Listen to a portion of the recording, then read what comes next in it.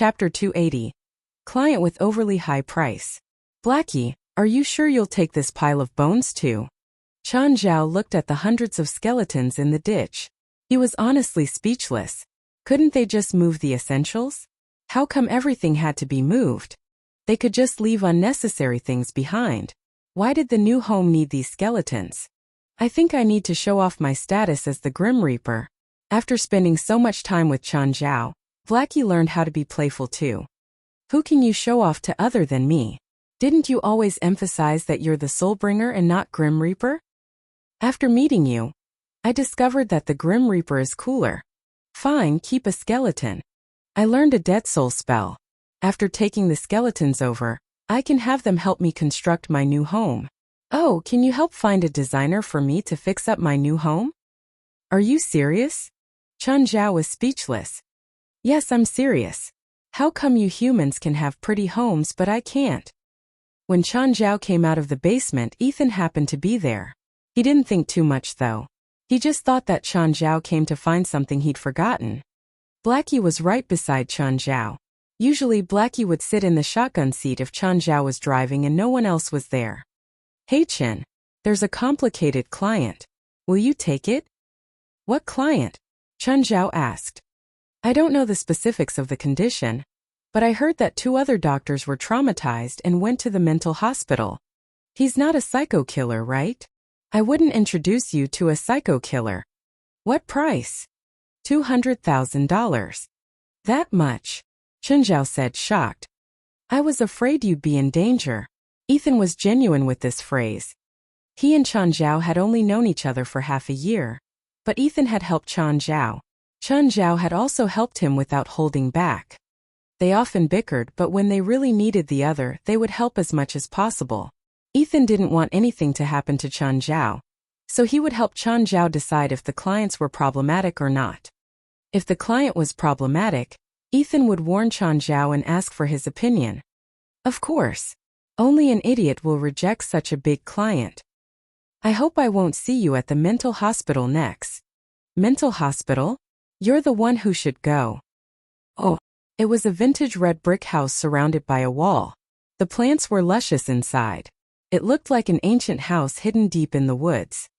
Chan Zhao, the deathly aura is so heavy here. Blackie floated above Chan Zhao's head. Evil spirits. Don't feel any. Blackie shook his head. Maybe it's something else. If there were evil spirits, Chan Zhao wouldn't be afraid. Blackie was able to destroy an entire ghost ship alone. Evil spirits were nothing to be afraid of. Blackie had said that regular evil souls were like lambs to him, while evil spirits were mountain goats. Either way, they were all sheep. Before a tiger, the only difference between having horns or not was that there were more nutrients in the horns. Chan Zhao rang the bell on the metal gate. The old house's gate opened. A withered figure stood in the shadows and waved toward him. Chan Zhao pushed the metal gate and walked in. He saw a hunched man wrapped tightly in clothing. It was only January, but it wasn't cold during the day. It could reach the 70s and make one feel hot and annoyed. Chan Zhao only wore a t-shirt and a simple jacket. He even took the jacket off at noon. It was dark in the house. All the curtains were drawn and no lights were on, so Chan Zhao couldn't see the client's features clearly. Excuse me, are you the patient? Yes. What can I call you by? Chan Zhao asked. Movich. Can you tell me about your condition? You didn't hear about my condition before you came. You mean about how you sent 2 doctors to the mental hospital in fright? I don't want you to become the third. Do you know how annoying it is for me to call the ambulance? I'm not ignorant, Chan Zhao said. I've seen all types of patients. Are you sure? Yes. Chan Zhao nodded. The man turned on the lights. Chan Zhao realized that he wasn't old, at most 30 years old. Judging from his face, he didn't seem sickly either. Oh. You don't look sick, Chan Zhao said straightforwardly. Prepare yourself, the man said solemnly, looking at Chan Zhao. Are you ready? What are you taking your clothes off for? So you can see my body. I'm not gay. The client's expression turned colder. Okay. I just wanted to lighten things up. The client started taking his clothes off layer by layer. The jacket came off. The moment he took off his last shirt, A piercing scream came. The client had 3 twisted faces on his chest and stomach. They let out shrill screams. Chun Zhao felt like his head was about to explode. He covered his ears but couldn't block the sound.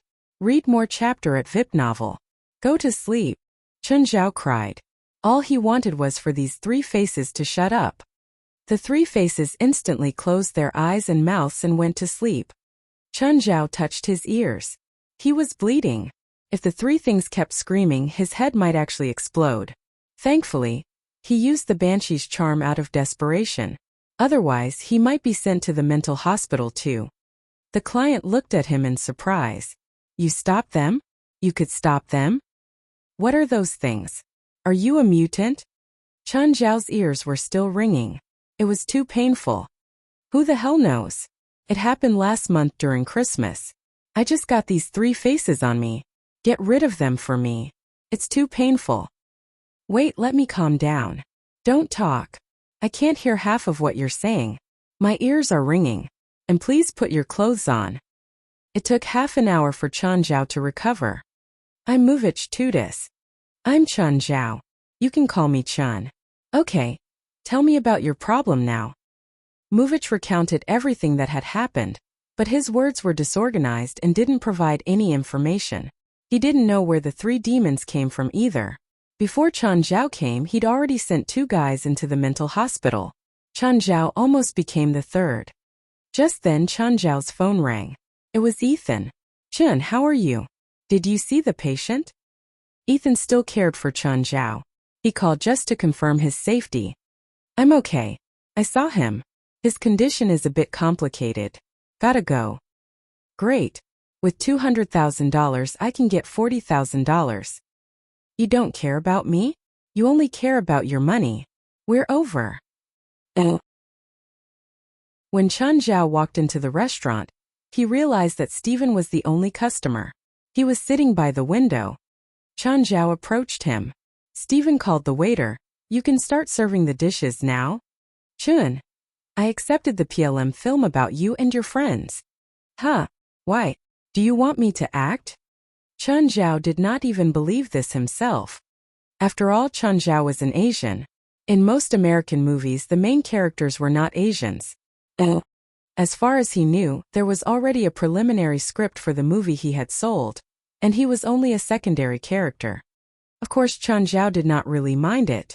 PLM had bought the copyright to earn money in the first place.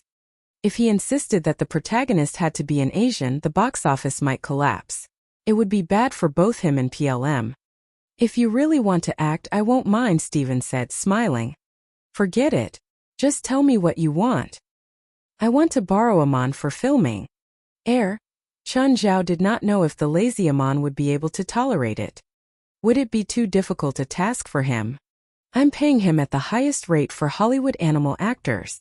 Hollywood CG can be very realistic, right? Do you know how much 1 minute of CG costs? For most Hollywood films, as long as the time and money needed do not cost more than CG, CG will not be used. No matter how realistic CG is, it cannot be compared with filming the actual thing, Stephen said. Chun Zhao thought about it. How much are you paying exactly? I need to know how well Amon can cooperate.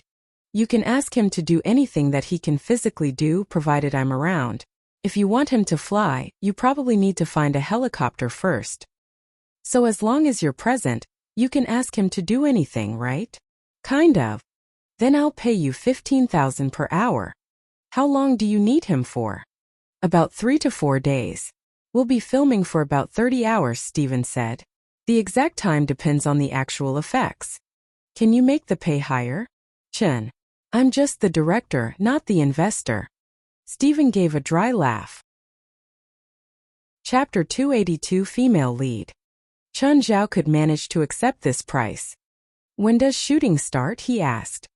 I'll let you know. The cast is still preparing. Oh, Vincent has a role in this too. Oh, what's his role? One of the robbers, the getaway driver in a bank robbery case. He gets killed by the Mexicans. Chun Zhao didn't know if he should laugh or cry. Oh, my character won't die, right? He asked. Of course not. I promise, Stephen replied, half joking. Right, did you hire those 2 bodyguards recently? Stephen nodded. A few days ago, I attended an event and a stranger tried to approach me, but the event's guard stopped him. He took out a gun and injured one of the guards. I hired these two that same day. Did you get hurt? I'm fine, just had a fright. Stephen shook his head. He had everything at this age, making him fear death even more. This was normal. Even Chen Zhao feared death, let alone Stephen. Stephen already prepared the contract, so Chen Zhao signed it. Oh, Stephen asked, do you still have contact with Yafin Livana? Chen Zhao thought for a moment. Hollywood was a realistic place. The main reason that she'd gotten that role before was because of him. She didn't have a foundation in Hollywood. Otherwise, she wouldn't have asked for his help after acting in Stephen's movie. If this path was blocked, all her past efforts might go to waste. If possible, give her a chance. I think she'll be a good actress. Yafin didn't have a representative work in Hollywood yet. Without that, no one would remember her. If no one remembered her, she would fail. There were too many actresses like her in Hollywood. It was a homogeneous group. Yafin wasn't the most extraordinary. If she didn't have a representative work, a memorable role, she would be lost in the sea of people. You still have feelings for her. She's a good actress, Chen Zhao said vaguely. She works hard too. Feelings? Chen Zhao didn't think that he had any special feelings for Yafin. They'd had something before though, and had ended things without problems. Yafin had even given her blessings when Chen Zhao told her he had a girlfriend.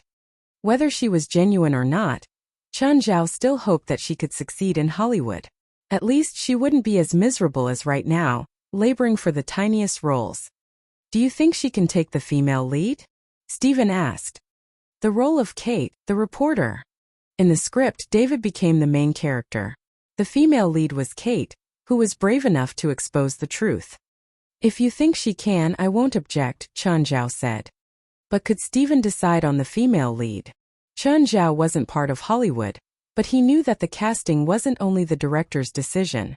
He might be able to decide the second and third leads, but there were too many considerations for the female lead. It's my movie, Stephen said nonchalantly. I'm in charge. Chen Zhao glanced at Stephen.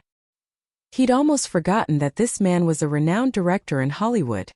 Stephen's box office totaled to a few billion. He didn't rely on the accumulation from sequels either. He never filmed sequels. Even if the 6 major film companies wanted him to direct a movie, they wouldn't get involved in the cast. This was Hollywood.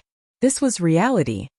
As long as you proved your talent and was able to attract box office numbers, then you could do whatever you wanted. As one of Hollywood and the world's most successful directors, Stephen was able to ask for even more authority, even to the editing of the film. Many times, the movie filmed by the director and the final product were completely different. This was a problem in editing. This was also the difference between major and ordinary directors. Chen Zhao didn't even pay attention to the entertainment industry, but even he'd heard of Stephen back in China. If she can have this chance, I'll thank you for her. If you really want to thank me, cut down Amon's cost by half. In your dreams. Just then a guard in black walked in. Sir, a woman wants to see you. Name? Lucy. Oh, her? Tell her I'm busy. Stephen waved his hand. I should go, Stephen. Okay. Stephen rose to embrace Chen Zhao. Can I take this lobster to go? You asshole, Stephen said laughing. You scammed me out of tens of thousands of dollars just then. This lobster costs $8,000. Bye. Exiting the restaurant, Chen Zhao took out his phone. Hi, Yafin. Chun. How come you have the time to call me today? Did you break up with your girlfriend? If you need comfort, I'm just a call away. I just talked to Stephen. You might have a chance at being the female lead in his new movie. Prepare a bit for it. I can't make promises, but you have a big chance. Really? Chun, are you serious? Female lead? Can I really? Please, it's not confirmed now, Chen Zhao said nonchalantly. Don't get so excited. The female lead is a reporter. She's the type to act on her own. I can't reveal too much, but I hope you can get this chance. Chun, thank you. If you have any needs, I can satisfy you. Any position. Yafin teased Chen Zhao without holding back. Thinking of her sexy figure, Chen Zhao grew heated. However, he kept calm. He thought for a moment and gave up on it. Having sex for exchange was too much. Chen Zhao might not be an extremely dedicated person, but he would never be the first to betray his significant other. A polyamorous relationship was great, but not many women were willing to share her man and feelings with someone else. At least Chen Zhao felt like he wasn't that lucky. Just then, a pair of long legs appeared before him. Chen Zhao looked up those long legs to see a gorgeous woman. Chen Zhao recognized her. He treated her before. "You're Lucy, did you forget? You saw my body before." Chen Zhao remembered Lucy, albeit only remembering that she'd suspected she had STDs. As for seeing her body, it was only for a checkup. Chen Zhao had seen Norman's body a handful times now. Looking with the eyes of a doctor and a man were completely different feelings. Chapter 283, Faith's Complaint. "Hi Lucy, what a surprise. Chen, are you very close to Mr. Stephen?" "No, I'm just his personal doctor," Chen Zhao said. "I would like to ask you some questions. Are you free?" "If you want to ask about Mr. Stephen, I'm afraid I can't tell you much. I'm busy. Bye." "Chen, don't you want to have a deeper conversation with me?" "No." If it was in the past, Chen Zhao would not mind sleeping with Lucy. Lucy pulled Chen Zhao's hand. She took out a stack of notes from her handbag and pushed it into Chen Zhao's hand. "What do you want to know?" Chen Zhao weighed the stack of money. There should be a few $1,000s. She brought so much cash with her. Isn't she afraid of getting robbed? "I heard Mr. Stephen has another project with PLM, right?" Yes, Chen Zhao nodded. "Do you know Mr. Stephen's role arrangement?" "Lucy, I'm just a doctor. Do you think I know this kind of thing?" Lucy was unhappy. "If this is all you can tell me, return me my money. You know I'm just a private doctor, so you should know that I can't provide you with too much information." Lucy was even more displeased. To be honest, a few $1,000s for confirming a suspicion was really too expensive. A few thousand was no small amount for her. A hard-fought role would give her at most 100,000. Moreover, she would get only 2 to 3 such roles in an entire year. If Mr. Stephen knows that his doctor accepted a bribe and betrayed him, I wonder what he will do. Chen Zhao found Lucy really weird. She wanted to force him to say more, and was not even willing to waste a few $1,000s. "Then you better tell him quickly that you bribed me with a few thousand to get information about him." Chen Zhao smiled. "Your thoughts are even more naive than your appearance." Lucy gritted her teeth and watched as Chen Zhao left. Chen Zhao was right in that she was unclean in the first place. If Stephen found it out, she would lose the opportunity to fairly compete for a role. Just then Lucy's phone rang. "Lucy, there's a personal job. Do you want it?" It was Lucy's agent, who had a really wide social circle. However, Lucy knew that her agent would always arrange improper work for the actors, against the company's will. When Lucy heard her agent's words, she began to hesitate. Her current position in Hollywood was really awkward. It was neither high enough or too low. She was somewhat famous, but she had almost zero influence in the industry. She was both a star and a social butterfly. In fact, she had used her body to exchange for a role before. By personal job, her agent was referring to selling her body. Nevertheless, it would earn her much more money. She could just close her eyes and the night would be over. It could also greatly improve her financial condition. Although she was a star and could earn at least $1 million a year, including business activities and advertisement, she similarly had to spend a lot. It was like how she had just given Chen Zhao a few thousand to buy information. It was not a rare occurrence. Sometimes she had to find a few insiders before competing for a role. Even those top-tier female stars might not have been cleaner than Lucy before they became famous. Lucy gave it a thought. "How much is it?" 100,000. That's very low. Lucy felt that the price should at least double. She was a star, not a cheap whore. His status is quite special. If you can form a good relationship with him, it'll help your career greatly. Lucy's eyes brightened. The most pressing thing she had to do now was to widen her social circle. After all, she had just come from Australia half a year ago, and did not know many people in Hollywood. Her work had all been organized by her agent. A relationship was probably the most important thing in Hollywood. Many times the setting of a character could be changed because of it. Give me his address. Soon Lucy arrived at Beverly Hills. It was not very far from the place she lived in, but the manor before her was way bigger than her small villa. Lucy dreamed of staying in such a manor. It was the life that she longed for. When she entered the manor, she saw a swimming pool which was itself larger than her villa. A maid and a child were playing in the pool. Mary lifted her head and glanced at Lucy. With her high heels, Lucy walked past her, scanning her with a proud look. Lucy walked into the house, admiring the extravagant decorations. All of them were indicating the extreme wealth of the owner. For example, there was an oil painting on the wall. Even with Lucy's shallow knowledge, she knew that it cost a lot, at least much higher than the amount she was going to get. "Hi, Lucy." Del was half naked and wearing a loose pair of pants. When Lucy saw Del, she found him slightly familiar. She had probably seen the young face somewhere before, but she could not recall. "Hi, have we met before?" "You probably saw me in some magazine," Del said, smiling.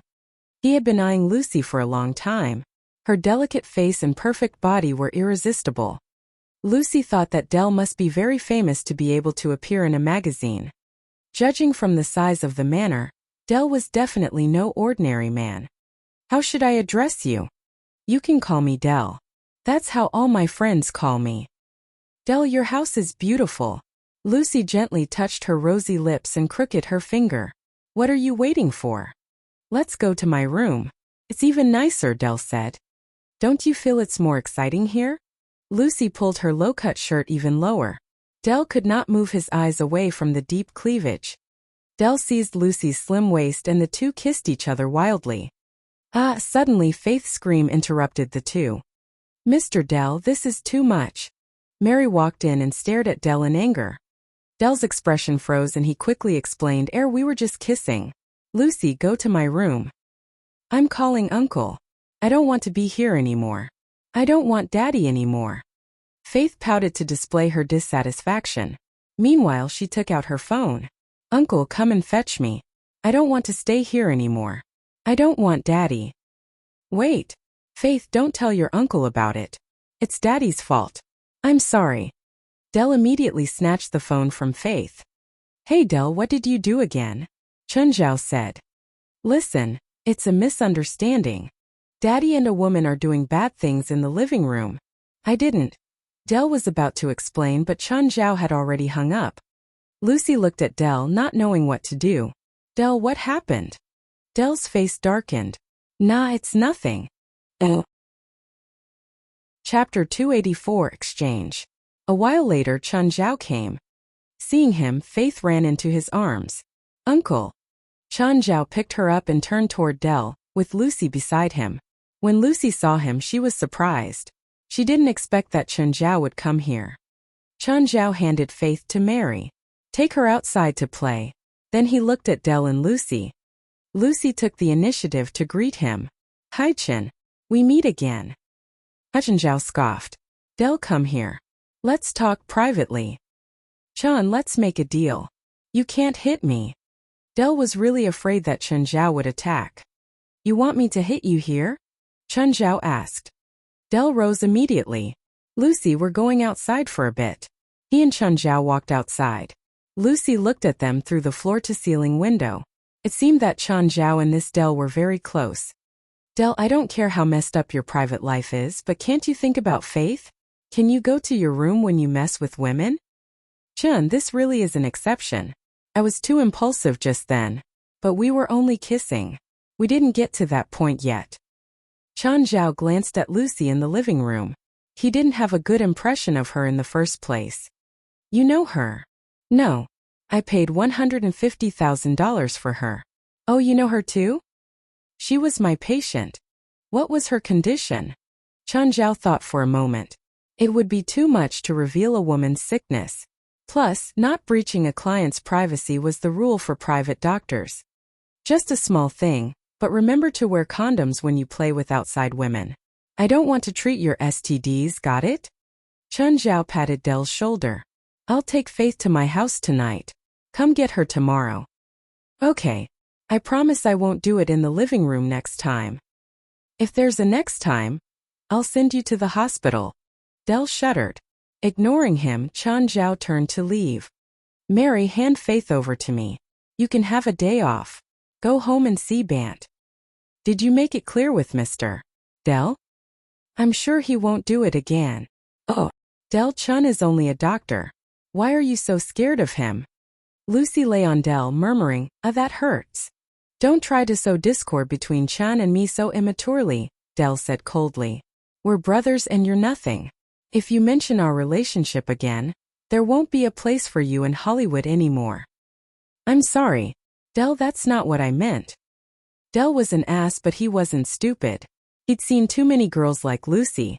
She just thought she was smart, but to Dell she was just a high-end prostitute. She was pretty, but she could be fucked with money. On the other hand, Dell's relationship with Chan Zhao couldn't be explained in a few words. Lucy quickly paid for her mistake. After they finished, Dell drove her out of the manor. She didn't receive anything other than the check. She was pissed, but she'd already thought of Dell's status. He was a big shareholder of CAA. That was the biggest management company of Hollywood with countless celebrities. CAA's connections were spread across the entirety of Hollywood. If she'd snatched this chance to sign with CAA, she would get more opportunities for herself. Unfortunately, she'd underestimated Dell's relationship with Chan Zhao. She'd also underestimated Dell's intelligence. No one who could thrive in Hollywood was an actual idiot. She'd only said one thing and Dell already saw her ulterior motive. Oh, Lucy, did you finish? Yes, Lucy told her manager calmly. How was it? How was his impression of you? You really want me to get into CAA? If I do, won't you lose me? Huh? I trust you'll be able to get me into CAA too. The manager wasn't stupid. He wouldn't do unprofitable business. But you'll have to be let down. He doesn't plan on signing me. Lucy wouldn't reveal that she'd offended Dell. Really? What a pity, it was such a good chance. The manager didn't think too much into it and continued, oh, there's a fashion show in 2 days. Do you want to go? Watch a fashion show? No, as a model, the manager said. It's for the famous high fashion brand Baroness. The boss has very deep connections and can even affect Hollywood. You can help me endorse Baroness? Lucy asked, eyes brightening. They don't need endorsements. With your status, you can't get it either. Then what's the point of me going? Of course there's a point. Disregarding the pay, if you can meet the owner, you'll be able to become the female lead of a movie with her single word.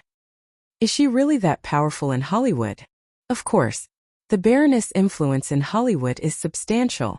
Practically every celebrity has one or a few tailored outfits from it. The owner's family is also influential and vast. Okay, I'll take this job. Lucy understood that she couldn't reject or choose this job. After coming to Hollywood, she'd only done 2 things: act and get connections. She was willing to do everything to be connected to those big figures. Unfortunately, to them, she was only a pretty ornament. Hollywood was full of girls like her. So far, not a single big figure appreciated her. She gave up everything she could give to no avail. Oftentimes, it wasn't like she could just hook her finger and she could get in bed with someone. She didn't even have the power to reject when she wasn't willing. Any producer with a bit of fame could make her strip. She started off feeling disgust. Now she was numb. Lucy didn't know how many people she'd fucked now. Getting money like today was good. Some might not even fulfill their promises or give an empty check. She couldn't even count how many empty checks she had now. Chapter 285. An unkillable man Fei Lai was giving Faith a shower, while Chun Zhao was in the swimming pool outside. At the moment, Chun Zhao was surrounded by all his demons, including Blackie. Still the same problem. It's not difficult to eliminate the 3 attached spirits, but how can I separate them from the host without harming them? Kill the host, Obito said proudly. He was the first to come out with a solution. Yes, a very unique and refined solution, which we shall leave for further discussion later. Does anyone have any other solutions? Chun Zhao asked. Blackie was the expert here, but even he could not think of a solution, not to mention the other demons. Blackie, what do you think? First, I can confirm that Muvich was hit with bloodline blend. The three evil spirits are his closest family members, and they were forcibly attached to his body. Feature-wise, they have actually already become part of the host. It's like you have 5 fingers and you feel that 5 is too many, so you cut off a few fingers and still want them to move. It's impossible. There's an old saying in Chinese which has the same meaning as where there's a will there's a way. Nothing is absolutely impossible. Chun Zhao did not want to give up. After all, it would affect Muvich's entire life and Chun Zhao's payment. Human can't think of anything. The more I think, the hungrier I get. Beelzebub had already lain on the ground and stopped thinking. The other demons were also dawdling. No demon wanted to waste their time and brainpower on such a matter. I'll give the one who can think of a solution 1 year worth of demonic crystals. All the demons were energized at once. However, they only suggested ridiculous solutions, which were even worse than Obito's. Don't you have a more reliable solution? Chun Zhao slapped his forehead and looked at the demons. Just then, Fei Lai also walked out, carrying Faith, who was wrapped up in a towel. Fei Lai asked, "What are you talking about?" "I have a troublesome patient." "How?" Fei Lai knew that Chun Zhao's medical skills were excellent. Hence, she wanted to know what illness Chun Zhao would describe as being troublesome. To be accurate, the person's not ill. There are evil spirits attached to his body. Then it should be an exorcism, right? Can you not do it? It won't be a problem if they're ordinary spirits.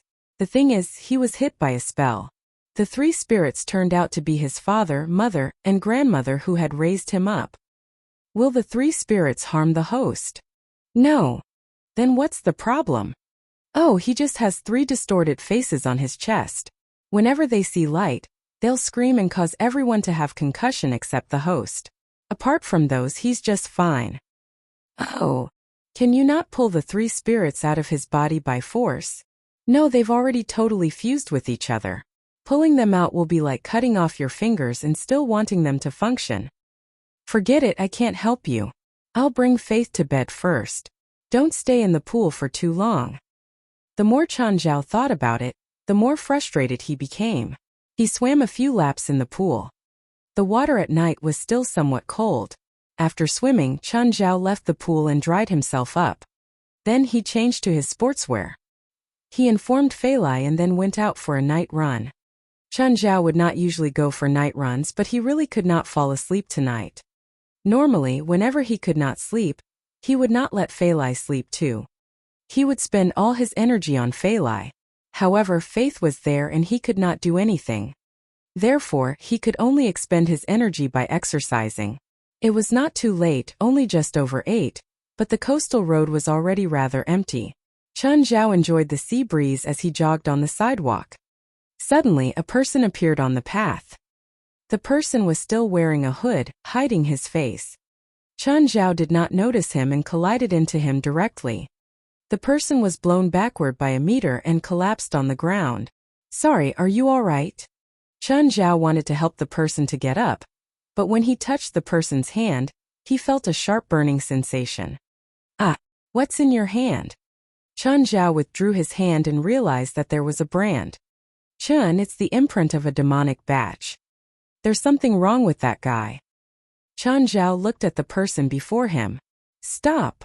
Just then, a car on the road lost control and charged toward Chun Zhao. Chun Zhao quickly jumped away and barely dodged the car. "Buddy, are you okay?" the driver asked, sticking his head out. Chun Zhao was not hit. He saw the hooded man walking away and immediately gave chase. Realizing that Chun Zhao was chasing him, the hooded man also started to run. He was not slow at all. Chun Zhao followed him closely. Smith sped up, but soon he was short on stamina.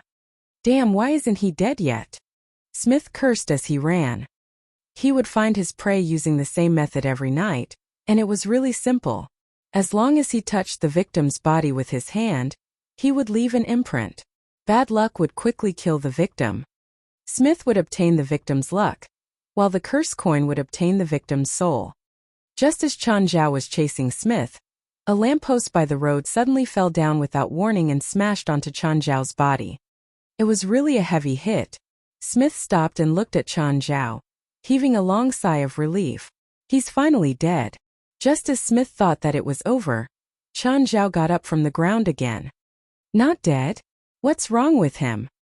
Pushing the lamppost aside, Chen Zhao raised his head and looked at Smith.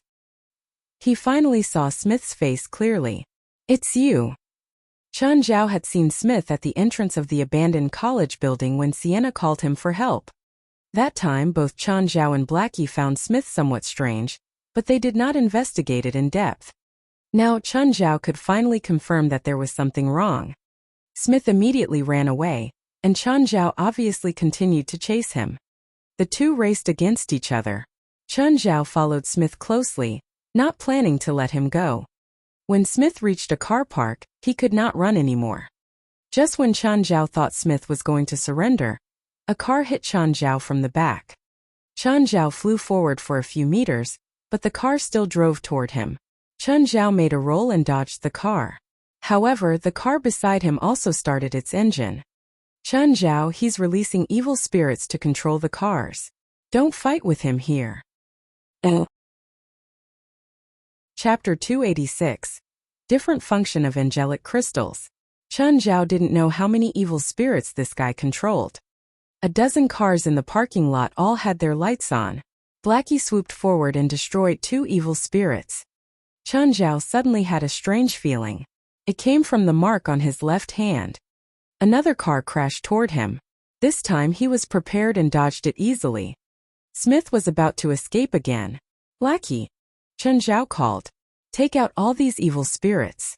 I'll go after him. These evil spirit cars gave Chen Zhao a headache, but it was nothing to Blackie. Plus, it could also give Chen Zhao more angelic crystals. As soon as he left the parking lot, Chen Zhao caught up to Smith. He jumped and tackled Smith to the ground. Just then, Smith released another evil spirit. Chen Zhao immediately activated the mouth of glutton on his right arm and swallowed the evil spirit. Seeing Chen Zhao's right arm, Smith instantly understood that he wasn't a regular guy. Let me see how many you can swallow. Die. This time he released a dozen spirits. Chen Zhao cursed inwardly. Just how many evil spirits did this asshole control? Chen Zhao controlled the mouth of glutton to swallow these evil spirits. By now, he felt that the mouth of glutton was full. Apparently it could get full too. It couldn't eat any more evil spirits.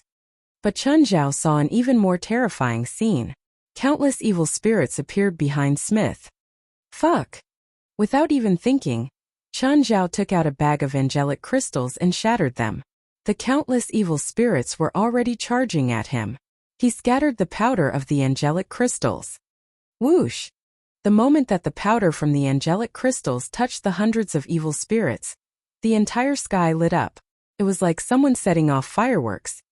Like peeling silk from silkworms, threads of light flew out of the ignited evil spirits and went toward the mark on Chen Zhao's left palm. The feeling was weird. It wasn't painful or comfortable. At the same time, Smith's face was ashen. What else can you do? Do it all. Chen Zhao sneered at Smith. Smith wanted to escape again, but he suddenly heard a crack. Then Chen Zhao saw Smith's leg snap. He fell forward, hitting his head on the ground. Blood flowed out. Chen Zhao froze. No way. He couldn't just die like that, right? That was too easy, wasn't it? Chen Zhao still wanted to fight hundreds of more rounds. The curse coin that had been embedded into Smith's palm fell off and rolled to Chen Zhao's feet. Chen Zhao was about to pick it up when he sensed desire from the mouth of glutton. Weren't you full earlier? Why do you want to eat again? Chen Zhao controlled the mouth of glutton. The desire to eat became more obvious when it appeared. The coin didn't seem like a good thing, so he had the mouth of glutton bite it. A few chomps later, the coin was completely digested. Blackie floated over. Looking at him, Chen Zhao said, Blackie, you were kind of slow this time. These evil spirits are unique. They're well preserved and very useful, so I imprisoned them. He looked at the soul fragments scattered on the ground. It's a pity that you exploded the angelic crystals. If only you could have delayed him more until I came over. By the time you got here, I would have been ripped apart. Chen Zhao didn't think he could have survived before so many evil spirits. Blackie was still looking around, picking up the fragments. These pieces would evaporate with time, so he couldn't find many. However, Chen Zhao noticed that the surrounding grass was growing crazily at a speed visible to the naked eye. Blackie, do soul fragments help plants grow? It probably isn't the soul fragments. I never heard that they could help plants grow. Then what's going on? It could be the angelic crystals, Blackie said. Demonic crystals are effective toward demons, animals, and humans. Basically everything that has blood and flesh. Perhaps angelic crystals are effective toward plants. You skipped yourself. Demonic crystals are useful for you too. Let's find time to experiment and we'll know. Before this, Chen Zhao had angelic crystals but had very limited research. He only knew that it could counter demons. Now it seemed that angelic crystals weren't so useless. Plus, they destroyed so many evil spirits this time. It should have produced some angelic crystals. Blackie, do you know what's with that guy? This should be a demonic badge left by ancient demons. What's the effect? It should be the cursed coin, Blackie said. The curse coin has two sides. Luck and bad luck. Luck is always for itself and bad luck is for the others. After touching the coin, it'll absorb the other's luck or fortune, and have the victim get attacked by bad luck. Your car accident earlier and getting hit by the streetlight were all examples. If the curse coin can suck away other people's luck, how come he fell to his death himself? I guess the general idea. The curse coin will preserve the souls of the victims. No matter if it's luck or bad luck, it's all related to the victim. Even if they become spirits, their luck will still be preserved. You purified so many souls which also took away his luck. When his luck disappeared, it brought to him his worst fate. What about this mark? Will it be stuck on my hand forever? No. Nothing is forever. Even luck and bad luck will disappear one day. It's the same for this mark. Plus, the curse coin has disappeared completely. It won't affect you at all. When I destroyed the evil spirits earlier, I think some light threads went into the mark. Do you know what that was? No. Chen Zhao squeezed his shoulders. It seemed like he'd taken Smith out easily today. However, it wasn't easy at all. He was injured. Of course, it was due to the bad luck and not the enemy's attacks. Chen Zhao didn't dare to imagine what troubles he'd face in the coming days if he didn't catch up to Smith. It's even possible that he could choke on alcohol and die. Suddenly, he heard a woman crying for help. Chapter 287. Permanently disabled. Chen Zhao knew the lady. It was Lucy. At the moment, she was being pressed onto the ground by a few men, the upper part of her dress already torn apart. Chen Zhao did not know why Lucy was alone here at this hour. Nevertheless, he did what a man should do. Chen Zhao charged forward and kicked away the man who was about to leap at Lucy. Fuck! Kill this fucking Asian! One of the gangsters shouted. However, he immediately received a punch in the face which knocked him out. In just over 10 seconds, the four gangsters were all half unconscious. Chen Zhao helped Lucy to get up. Should we call the police? There were still tear marks on Lucy's face. She quietly tidied her dress. I'm a star. If this gets exposed, I would have to leave Hollywood, Lucy said in a very calm tone as she stared at Chen Zhao. Nonetheless, she looked somewhat fragile. Her face was filled with tear marks and her hair was rather messy. Her left cheek was red, probably caused by a slap. Her dress was already torn, with one of the slings broken. Even the hemline was damaged. There were also bruises on her body due to contact with the ground. Chen Zhao looked at the four people on the ground and approached them. Ah! Chen Zhao permanently disabled them. Let me walk you back. I remember you don't live far away, Chen Zhao said. Lucy nodded in silence. Chen Zhao did not ask her any questions and only walked with her quietly. Lucy seemed to be stumbling. Chen Zhao lowered his head and realized that one of her high-heeled shoes was broken. Chen Zhao removed his own shoes. Wear these. Lucy looked at Chen Zhao and hesitated for a moment. Thank you. When they arrived at Lucy's house, Chen Zhao gave her a small can of ointment. Apply it to your face. Do you bring it with you all the time? Lucy smiled gently, but her smile looked very forced. I'm a doctor, Chen Zhao explained. Do you want to come in? No, I should leave now. Lucy looked at Chen Zhao's back. Chen. Thank you. Don't walk alone at night again. Chen Zhao did not turn around. He only sympathized with Lucy's predicament. Indeed, he would have shown up regardless of who the lady was. When Chen Zhao returned home, it was already over 10. Fei Lai had just gotten out of bed to get some water when she saw Chen Zhao. Chun, why are you all dirty? Chen Zhao walked to the bedroom door and looked inside. Is Faith asleep? Yes. Chen Zhao closed the door. Fei Lai, let's take a bath in the swimming pool. You can't even hold it for one night? Fei Lai stared at Chen Zhao speechless. Ignoring Fei Lai's objection, Chen Zhao carried her and walked toward the pool. Wait, I'm still in my pajamas. Splash. Chen Zhao had already jumped into the pool with Fei Lai, who was still resisting. Asshole, my pajamas are wet. Oh. The phone rang. Chen Zhao looked at the time. It had only just passed 7 in the morning. He had been sleeping on the sofa, while Fei Lai and Faith slept in the bedroom. Hello. Chun, it's me, Muvich. Mr. Muvich, do you know what time it is now? I know I must have woken you up. I'm very sorry. What is it? Chun, have you thought of a way to heal me? Not yet. Chen Zhao also had a headache. Please, you must help me. I don't want to stay here forever. As Muvich spoke, he started to cry. Chen Zhao did not know how to comfort Muvich. Without thinking, he said, Don't worry. I'll definitely solve your problem in 10 days. Muvich immediately stopped crying and asked in delight, Really? Chen Zhao regretted his words. It was too firm a promise. However, it was too late now. If Chen Zhao broke his promise, Muvich would be even more desperate. Just then, Chen Zhao saw Winnip and Laurent standing outside, waving at him. I'll call you when I have a solution. Bye. Chen Zhao hung up and went to open the door. Winnip, Laurent, why are you here so early? Why did you sleep on the sofa?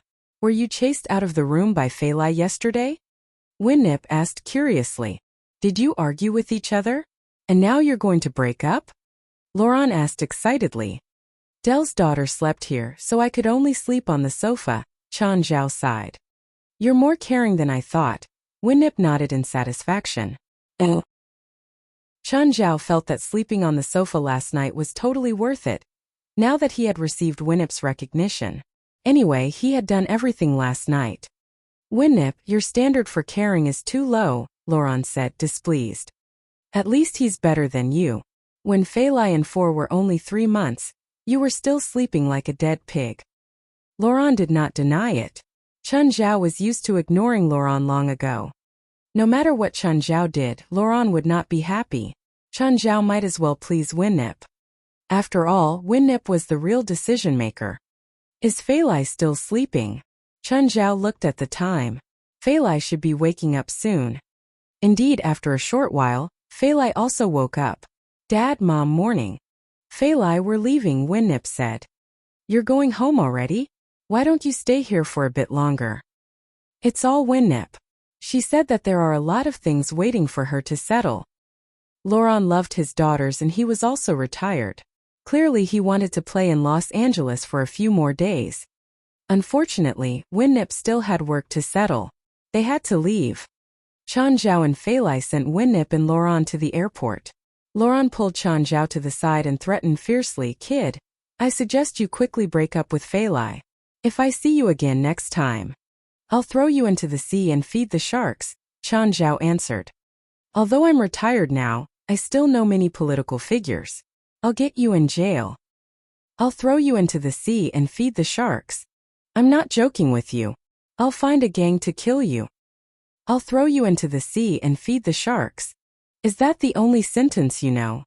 Then I'll throw you in a desert. Winnip, Laurent and bodyguards A, B and C left. Fei Lai glanced at Chen Zhao. What did you say to my dad? He was almost mad. Nothing. I only told him that I'll bring him out to play again next time, but he doesn't like the places I suggested. Chapter 288, Hardy life depends on peace not. I'll take you to Angel Beach, Chen Zhao said. Fei Lai didn't drive, so Chen Zhao brought her from the airport to the Coastal Rescue Team's office. Along the way, he got a call. It was Zola. Chun, there's a show at my company tomorrow night. Do you want to come? What show? The fashion show for my company's new products. You can come with your girlfriend. Chun Zhao thought for a bit. He wasn't interested in fashion shows. After all, he didn't understand that kind of fashion. He'd rather watch Victoria's Secret. However, he didn't know if Fei Lai was interested. Turning, he asked Fei Lai, my friend has a fashion show tomorrow. She invited us. Do you want to go? Sure. Women would always be women.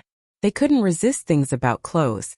Fei Lai answered without hesitation and asked, but we have to dress formally for that kind of event, right? Should I go dress shopping with you tonight? Sure. Oh, Chan Odutra is imprisoned here. Caprice called Chan Zhao. When do you want to visit him? Chan Zhao remembered Odutra. Originally, he thought it would take half a year for Odutra to be put through trial and be imprisoned. He didn't expect it to take less than a month. He's in prison so soon? Chan Zhao asked doubtfully. He's a top criminal. The court doesn't feel confident if he's only detained. Plus, his crime and evidence are all clear, so the court quickly gave him a sentence. How long is it? For life and without parole. Is there a possibility for him to come out? Technically, yes, Caprice said. But if you're worried that he'll come out in 30 or 40 years and take revenge on you, there's no need. He won't live that long. The average criminal could live a few decades in prison if they didn't do anything stupid. However, Odutra was a gang leader. He had more rivals than followers. Would his rivals let him be released? Plus, his men probably wanted him to die in prison, right? Odutra had planned on gang-raping Fei Lai that night. Chun Zhao would never let him go so easily. After all, he disabled 4 rapists just last night. This was just the basic punishment. Odutra would definitely get something more. You guys help me think. What is very painful but won't have any visible signs?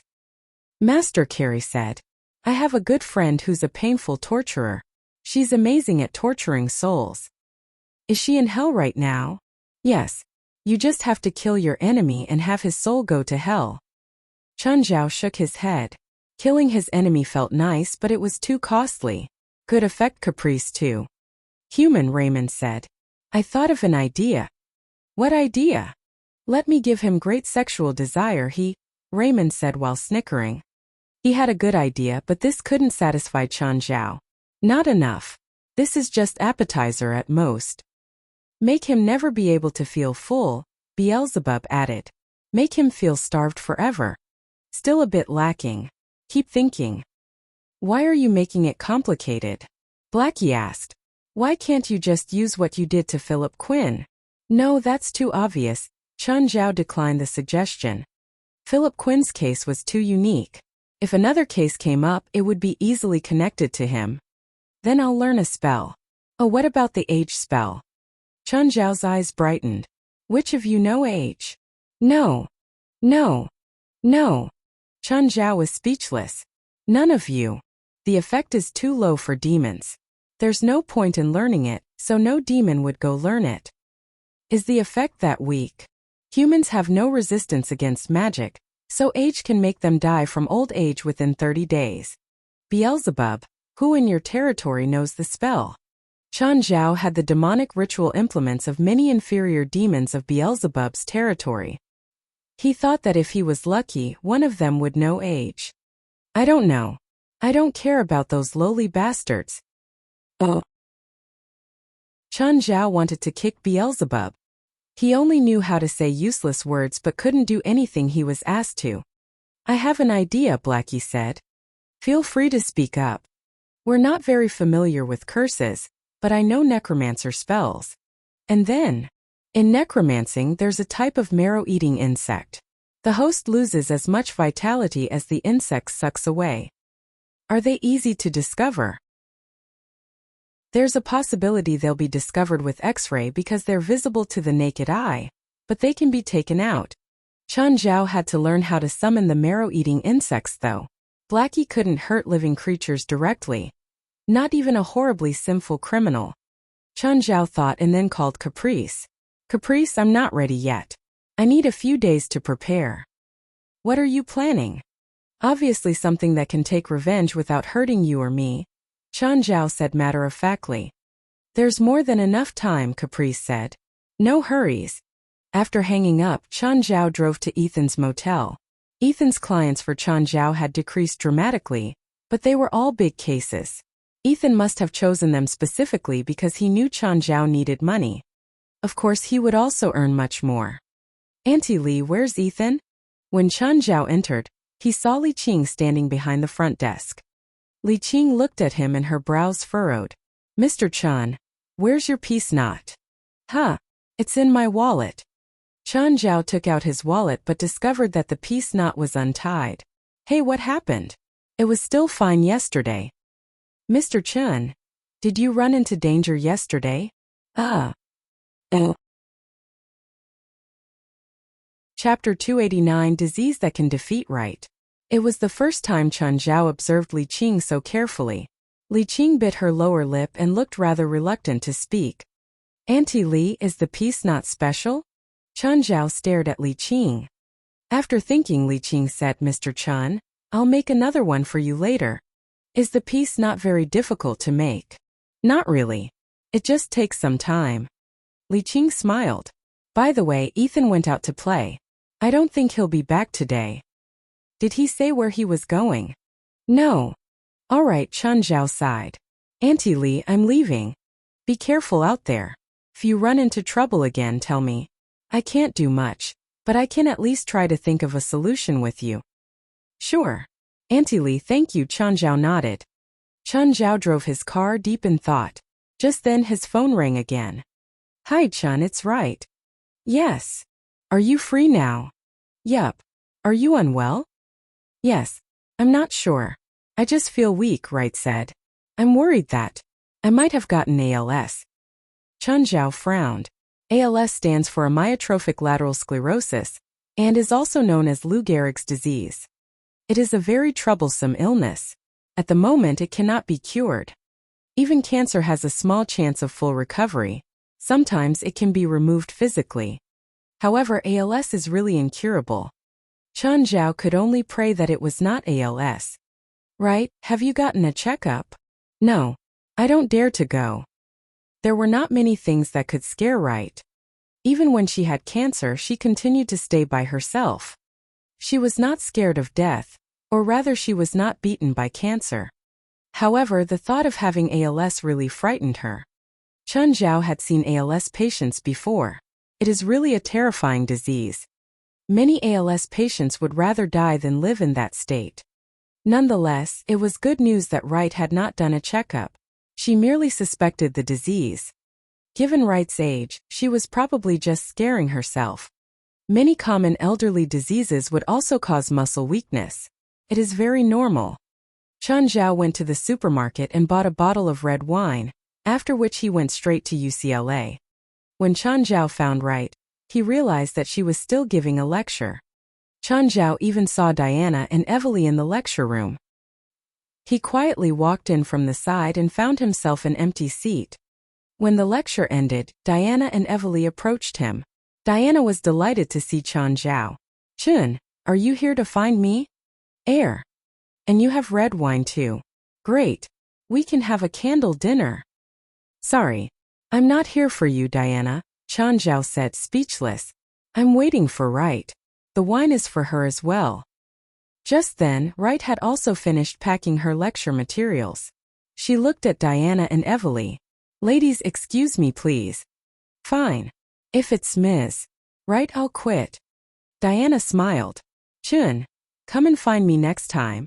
Diana waved her hand and left with Evely. Let's go to my office, Right said. Right brought Chen Zhao to her office and then locked the door. Chun, can you do a checkup for me? Chen Zhao nodded and started the examination. Where are you experiencing the weakness? Left arm. Chen Zhao held Right's arm. Contract your muscles. Chen Zhao pressed Right's arm again. Right cooperated with the checkup very well. What have you been eating recently? Today, a sandwich for breakfast and a medium steak for lunch. Have you been contacting Ethan? I'm not contacting that asshole. Chen Zhao smiled. Right, I can guarantee you that it's not ALS. Really? Wright was relaxed at once. Yes. You probably just have muscle fatigue due to too much stress. If you're still worried, you can go to a hospital, but you should get the same conclusion. Chun Zhao found out what Wright had been eating recently. The early symptoms of ALS normally include difficulty chewing and swallowing, and slurred speech. However, Wright's meals and words were all very normal. She showed no symptoms of ALS, so she was probably just scaring herself. Wright, bring this bottle of wine back and finish it all at once. Wright looked at Chun Zhao confused. Please, I have mild high blood sugar. I can't drink a bottle of wine all at once. Are you trying to kill me? If you can't finish it, remember to pour the rest away, Chun Zhao said with a serious tone. Can you promise me that? Wright looked at the red wine. It was a very ordinary one bought from a supermarket. However, Chun Zhao seemed to have opened it already. Wright looked at Chun Zhao. Is there something special with the wine? It can make you healthier. If you trust me, do what I told you, alright? Why must I pour it away if I can't finish it? So that we won't get into trouble. Don't let anyone else drink it. Alright. Wright rubbed her forehead. I'm indeed quite stressed now that I'm the principal. This could be an opportunity for me to rest. You're the principal? Chun Zhao asked in surprise. Yeah. Brewster fell to death due to an elevator accident, and then I was chosen to be the principal. I should congratulate you. It's a tough job. Just 2 days ago, 2 ladies tricksters came here. They said Brewster had hired them as special safety consultants and demanded that we pay them their salary of $10,000, Wright said. And then, of course, I chased them away, Wright said. They also said that they would curse me to lie on a bed forever. Chun Zhao did not know whether to cry or laugh. I think I know the 2 tricksters you're talking about. Huh? Are they your friends? Yes, and they're not tricksters. In fact, I was present when Brewster hired them. Brewster also did promise them a monthly salary of $10,000.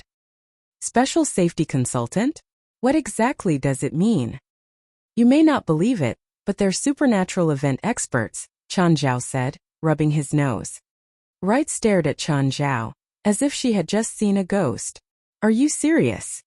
I know it's hard to believe, but it's the fact. Remember how the abandoned college building used to have many accidents? Yes, Wright nodded. They were hired by Brewster to solve the problem in that building. Chun, are you sure Brewster promised it himself? I can promise you that. It's real. So they're not tricksters? No. Chapter 290 Work at University. Okay, I'll call them over and have a good chat with them, Wright said. Oh, do you have their numbers? Yes, wait a minute. Sienna, Chris, come to UCLA. I'm in the principal's office. A while later, Sienna and Chris arrived. When they saw Wright, their eyes burned with anger. I think there's been a misunderstanding between you all. Chun Zhao acted like a peacemaker. Since I know about this now, I hope the misunderstanding can be resolved. Mrs., I apologize for my brashness earlier. I prepared this just for you too. Wright handed a check to Chun Zhao, who gave it to Sienna and Chris. Seeing it, Sienna's expression softened quite a lot. I forgive you, but do you still need us as special safety consultants? Sienna said, pocketing the check. You can lower our salary a bit. Sienna's biggest characteristic was that she needed money. She really needed money. Her appetite grew bigger, especially after taking in a workgirl who ate tons. Not currently. Even though Chun Zhao had promised, Wright was an ardent philosophical materialist. She wasn't willing to believe in the supernatural. She gave this check only because of Bruce's promise. All right. I hope you save my card though. You can call us whenever you need us. Wright accepted the card. Sienna and Chris didn't plan on dallying here. They'd gotten such a large amount of money and wanted to celebrate. Sienna, wait. I need to talk to you. Chun Zhao turned toward Wright. Excuse me. Chun Zhao and Sienna walked outside. He looked at Sienna. Did you curse, Wright? Just a weak curse. It'll disappear in a few days. Don't do it again. I don't care if you curse other people, but Wright is already so old. Plus, she's my friend. I didn't know she's your friend, Sienna refuted.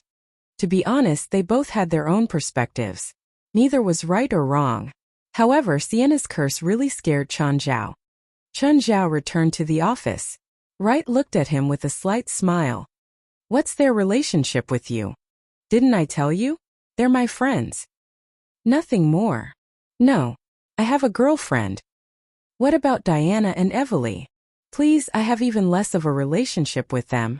Chen Zhao rolled his eyes. Really? Why would I hide from you? Fine, I'll trust you for now. Wright wasn't an old-fashioned person. Her mindset was quite open. Plus, she had a good impression of Chen Zhao and even saw him as her kid. Chen, come work here. You can teach whatever you want. When Wright had invited Chen Zhao before, she'd also been confident, but Chen Zhao would have only been a lecturer at most. It was different now. She was the principal and could make most decisions directly. I don't have time to teach, Chen Zhao said. You can just put your name in. How about that? Sure. Chen Zhao thought for a moment. There weren't any negatives, so he could just have a title. What major do you want to teach? Traditional Chinese medicine, Chen Zhao said. He at least had the confidence to talk about this in a classroom. Wright didn't doubt him at all and agreed easily. As soon as Chen Zhao left the office, Tiger walked over. When Tiger saw him, his steps faltered. However, Chen Zhao didn't do anything. Tiger gathered his courage and walked past Chen Zhao, entering Wright's office. A while later, Tiger came out. He was clearly more relaxed. He saw that Chen Zhao hadn't gotten far, so he ran over. Sir. Chen Zhao turned around. Yes. I'm sorry about what happened last time. I apologize for my actions. Chen Zhao didn't think that this aggressive-looking big guy would voluntarily apologize. It's okay. He'd beaten Tiger up badly last time. Chen Zhao thought that the lesson was already deep enough. There was no need to be hung up on it. The conflict hadn't been some deep rivalry hatred. More importantly, Chen Zhao wasn't the one who'd lost. Tiger had only come over to apologize. After getting Chen Zhao's forgiveness, he left. When Chen Zhao went downstairs, he saw that Diana was waiting. When she saw Chen Zhao, she pounced and hooked her arms around his neck. Chen, did you miss me? Diana, let go. I have a girlfriend. We're not suitable. Chen Zhao undid Diana's arms. I promise no one will know about our relationship. When a woman said that, she should never be trusted. As the saying went, there were no walls that wind couldn't get through. Many times, the cheating woman would be the one who personally dug a hole. Only an idiot would believe a woman when she said that she wouldn't let others know about their relationship. Diana, I love my girlfriend, Chen Zhao said. Diana's face finally fell. Tears filled her eyes. But I love you too. Please, we've only met 3 times. You said you loved me the first time. Diana, you're a great girl, Chen Zhao said softly. You'll find someone better than me. It was Chen Zhao's first time saying that cliched line. Diana wiped her tears as she left. Chen Zhao felt a little bad, but he couldn't let these things continue. It was best to make things clear early on. A while later, Evely came over. A group of university students followed her, mostly girls. Hi, Evely. What a coincidence. Chen Zhao's smile was a bit forced. Did Evely come to stop him?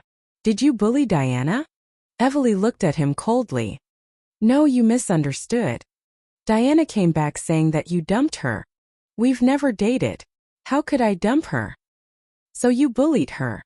Can we be reasonable here? Why should I reason with you? Evely, I'm a professor here now. You know there are grave consequences for beating up professors, right? Evely sneered at him. Sorry, I'm not afraid. But are they willing to be punished with you?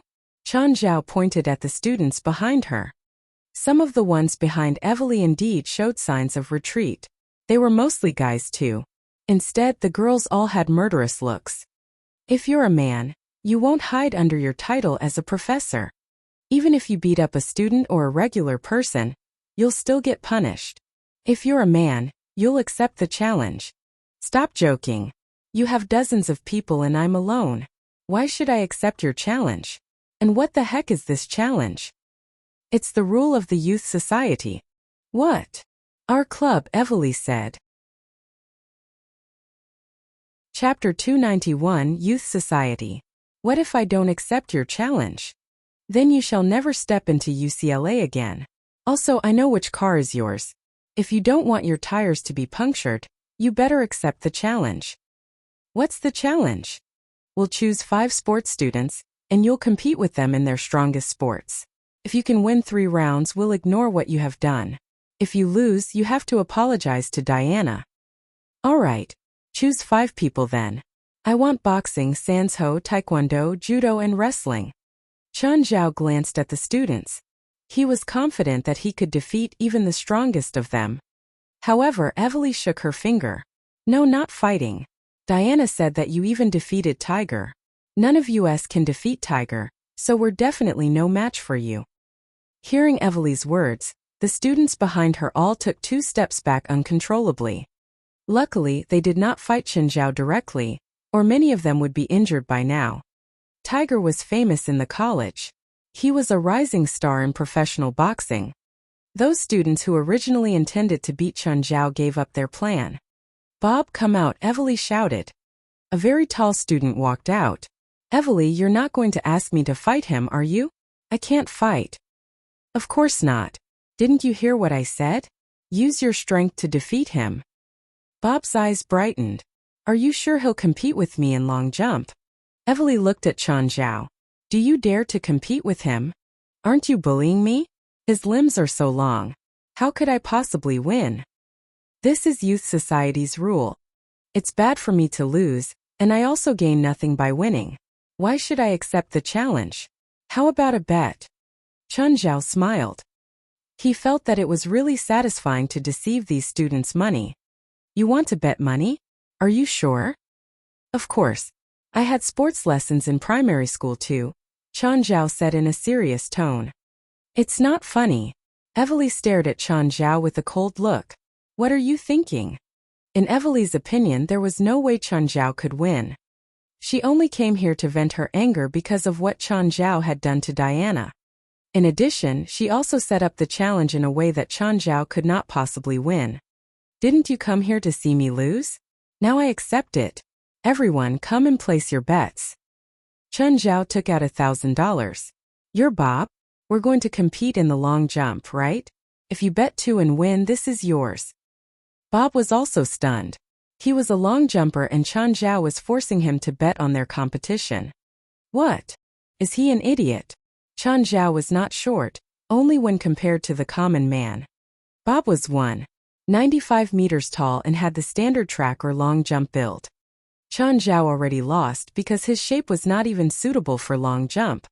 Bob might even achieve a better result doing a standing long jump than Chen Zhao sprinting and jumping. Bet with him. Evely gave a cold humph. We have no reason to reject free money. I don't have that much money with me. 1,000 was not a small amount for a student. Indeed, most students present did not have that much money. I do, Evely said. Meanwhile, she took out a card and gave it to another female student. Go and draw 1,000 for me. The password is. Let's go to the stadium. Chen Zhao followed the group of students to the sandpit in the stadium. Evely looked at Chen Zhao and Bob. Which of you first? Evely asked. Him. Oh. Everyone thought that Chen Zhao was scared to lose. With his thick skin, Chen Zhao did not mind them at all. Bob, you go first. Bob did not care since their difference was so big. He could jump further than Chen Zhao even with his eyes closed. Bob walked back for about 50 meters.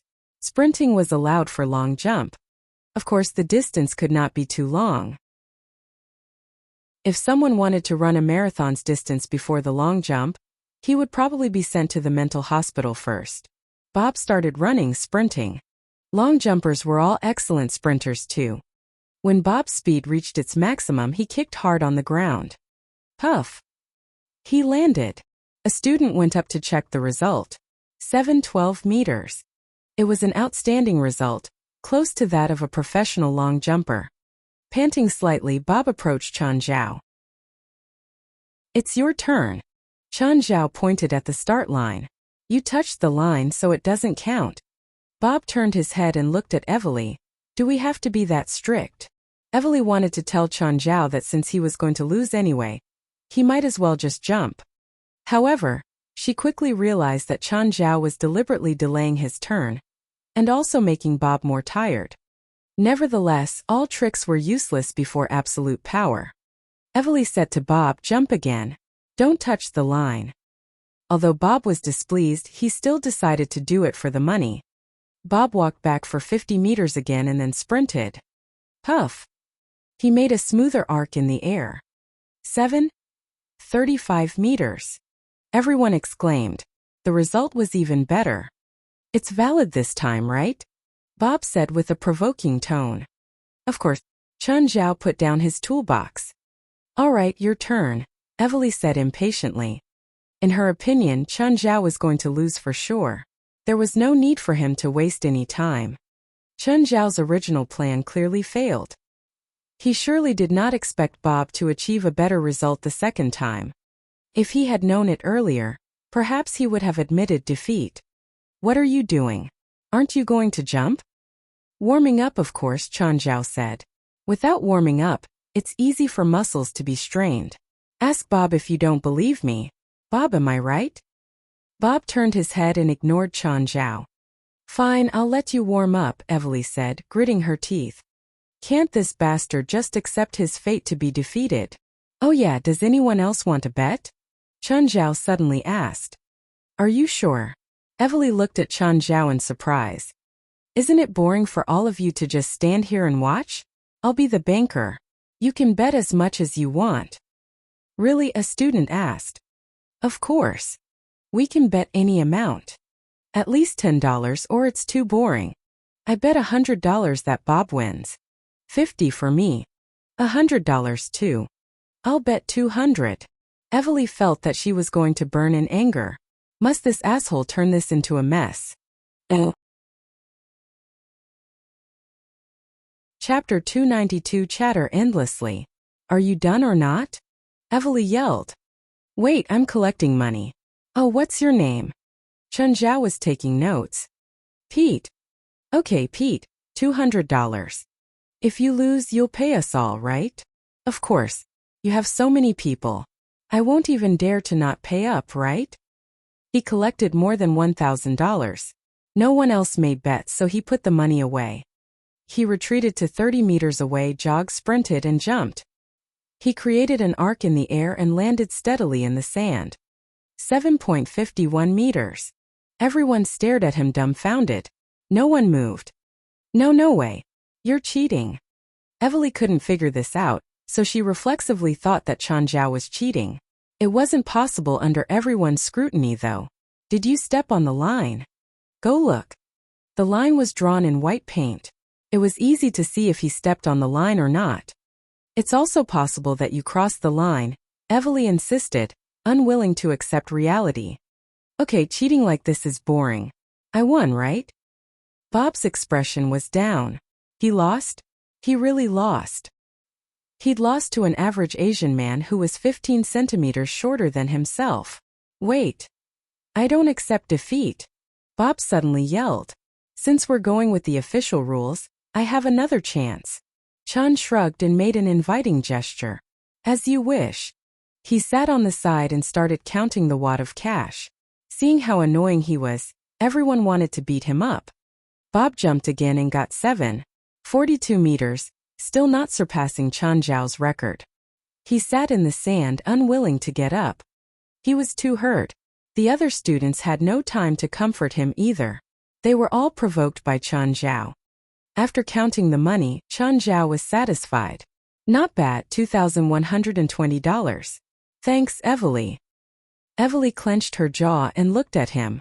Her eyes were filled with a dangerous red light. "The next challenge is a 10K meter run. Do you dare? Anyone take bets?" Chan Zhao asked. Hearing this, Evely felt angry for some reason.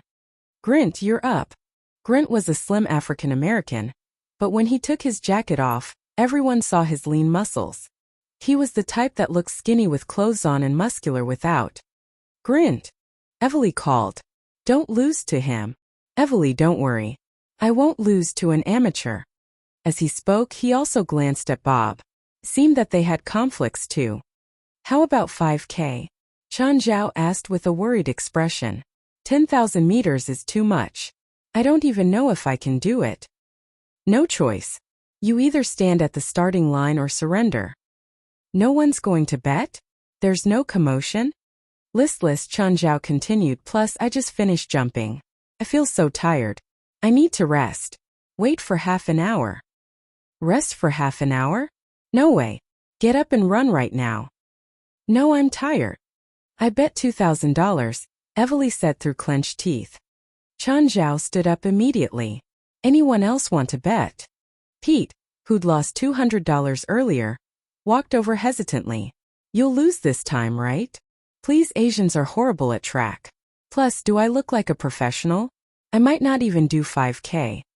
Fine, I'll bet $200 more. Pete made a difficult decision and took out $200. That much? Chen Zhao furrowed his brows. Not allowed. I'm afraid I won't be able to pay with what I just earned, Chen Zhao said reluctantly. I'm betting too. Me too, $100. As expected, these kids were still too naive. The pieces Chen Zhao got added up to $1,200. Taking off his jacket, he pushed up his sleeves and did some warm-up exercises. Go get ready. Grint has been waiting. Chen Zhao unwillingly went to the starting line and looked at Grint. Hey, how about you go easy on me? If I win, I'll give you half of the money. Grint looked at him coldly. Don't even think about it. Fine. Evely held up the pistol. Get ready, stop talking. She really wanted to aim at Chen Zhao and shoot him in the head. Bang! Chen Zhao and Grint started at the same time. Chen Zhao ran shoulder to shoulder with Grint, matching his pace. Grint sneered. Running with him? Didn't Chen Zhao know how fit he was? Grint could keep this speed for the first 3,000 meters. This didn't mean others could. Long-distance running was a strategic sport. If you had a good strategy that suited your characteristics, you would get a good result.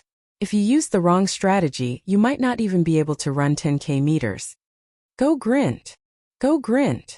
All the students were cheering for Grint. This excited him, but after 2 laps, he realized that Chen Zhao was still beside him. He got an idea, trick Chen Zhao. Thinking of this, Grint sped up. As expected, Chen Zhao sped up too. Grint snickered inside. Chen Zhao was an amateur and was easily tricked. If he was a professional athlete, he definitely wouldn't be affected by other athletes and change his strategy. But after 3 laps at the increased speed, Chen Zhao was still stuck to Grint. He wasn't left behind at all. On the other hand, Grint had disturbed his own strategy and his energy went down. It was okay though. Grint thought that Chen Zhao wouldn't be able to keep it up. Maybe he'd be exhausted next lap or the one after that. Are you tired? Should we stop and rest? Grint ignored Chen Zhao. Talking now was basically suicide. Oh, so tired. I think I'm going to lay down. Chen Zhao was still talking endlessly. Can you check if my hair is messed up? He fixed his hairstyle as he ran. Grint almost laughed in anger. I think after 2 laps, no 1 lap, I'll be down. Chen Zhao's breaths grew heavy. How do you do it? Why is your breathing still so smooth? Have you been to China?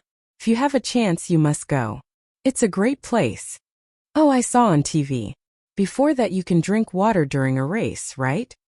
That's a marathon. Grint finally couldn't help but answer. You finally spoke. I thought you're mute. You're mute. Your whole family is mute. Grint ignored Chen Zhao. Why hadn't this asshole given up yet? Didn't he say he'd give up in another lap? Chapter 293, Showing Off. The two had already run 25 laps or 5,000 meters. Even the onlooking students could not stand anymore. They were sitting on the ground. Of course, Chen Zhao and Grint were still running on the track. Chen Zhao was still talking incessantly, while Grint was already exhausted. His pace had been completely disrupted by Chen Zhao. Actually, he should have slowed down after 3,000 meters to conserve his stamina. However, he forgot to slow down due to Chen Zhao's voice. Bastard, can you shut up? Grint finally erupted. You don't want to hear me speak? Fine, I'll stay away from you. Chen Zhao suddenly sped up. Grint was left behind. He was surprised that Chen Zhao actually still had the stamina to accelerate. Moreover, Chen Zhao's speed was very fast. Was he sprinting with his last bit of energy? It was still more than 4,000 meters away from the finishing line. Sprinting so quickly would only kill him faster. However, after a while, Grint heard Chen Zhao's voice from behind. Huh, what a coincidence. We meet again. Chen Zhao ran alongside Grint once again. Grint stared at Chen Zhao in puzzlement, after which he turned to look at the audience. Did he take a shortcut? Evely shook her head. In fact, all the students saw Chen Zhao actually run one more lap than Grint. That is to say, as long as Chen Zhao could persist until the end, he would win. Everyone's face turned pale. They were going to lose money again. Indeed, their worry came true. Grint suddenly collapsed onto the ground and foam flowed out from his mouth. Chen Zhao immediately stopped to check his condition. Then, he waved his hand at the other students. He originally thought that Grint would at least be able to finish the 10,000-meter race. He was trained in this after all. Chen Zhao did not expect Grint to collapse when there were still 10 laps left. Luckily, Grint was only severely dehydrated. Chen Zhao approached Evely and smiled. I win this, right? I thought you can't even run 5,000 meters. I outperformed myself today, but can you please find a more professional one next time? Chen Zhao said with a bright smile. Chen Zhao was not panting at all. He clearly did not look like he could only run 5,000 meters. What a lovely day. I won again. Chen Zhao started counting the money again. Evely almost went mad. She had never met such an obnoxious person before. The eyes of those students who had lost their money all grew red. Shameless. Despicable. Evely stared at Chen Zhao in anger. You've been hiding your true capacities. How? Since when? You're actually good at long-distance running and long jump. And then? I told you I practiced long jump in primary school, and I also said I'm unsure if I can run 10,000 meters. What am I hiding? You're just being unreasonable. Alright, let's start the third round. This whole thing will be over if I win again, right? What are we competing next? Let's do it quick. Evely turned her head and stared at the other students. Most of them tried to avoid her look. They were not confident that they could win Chen Zhao anymore. No one knew what Chen Zhao was good at. If they were beaten by an outsider in their strongest field, it would really be embarrassing. Chen Zhao looked at Evely and then at the other students. Does the college not have a single person who's good at sports? Don't you feel humiliated to lose to an outsider twice in a row? All the students were triggered by Chen Zhao's words. They clenched their fists, their eyes burning with fury. I'll play basketball with you. Street basketball. Another tall student shouted. Chen Zhao glanced at him. Buddy, you know that some forms of physical contact are allowed in basketball, right? You better stop challenging me, unless you want to visit the hospital. Even though Chen Zhao was significantly shorter than the student, he still threatened bluntly. Tarek, forget it. Evely did not plan to get anyone injured. She knew that Chen Zhao had beaten Tiger up. Tiger was taller and stronger than Tarek, but he was still injured. If Tarek and Chen Zhao really played basketball, Chen Zhao might not win in terms of basketball skills. But he would definitely win the matchup, given his shamelessness. Therefore, they had to choose a sport that did not involve physical contact between players. Just then another student walked out. He was not as big as Tiger. In fact, he was even shorter than Chen Zhao, but he was very muscular. I'll do it. Evely's eyes brightened. This is going to work. Harrison was the strongest man in the entire college. He was the champion of the National College weightlifting competition.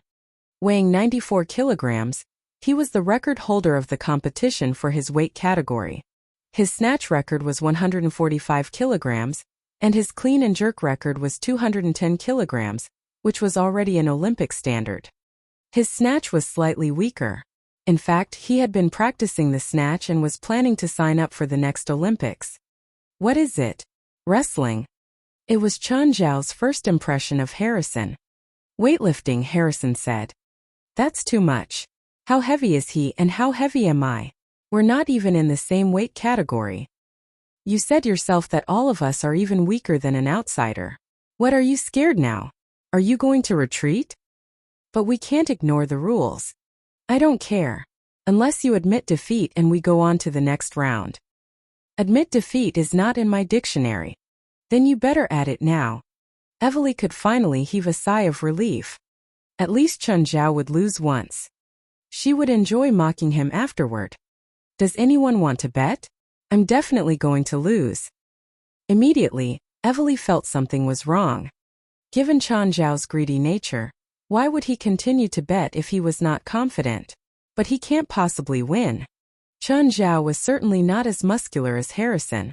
It was different from Bob and Grint. While they were much stronger than normal people, they were still weaker than professional athletes. Harrison was different. He had the standards of a professional athlete or even an Olympic athlete. Harrison, are you confident of winning? Of course, there's no way such a small guy can beat me. Harrison was very confident in his strength. You must win, Evely said. Of course. Leave it to me.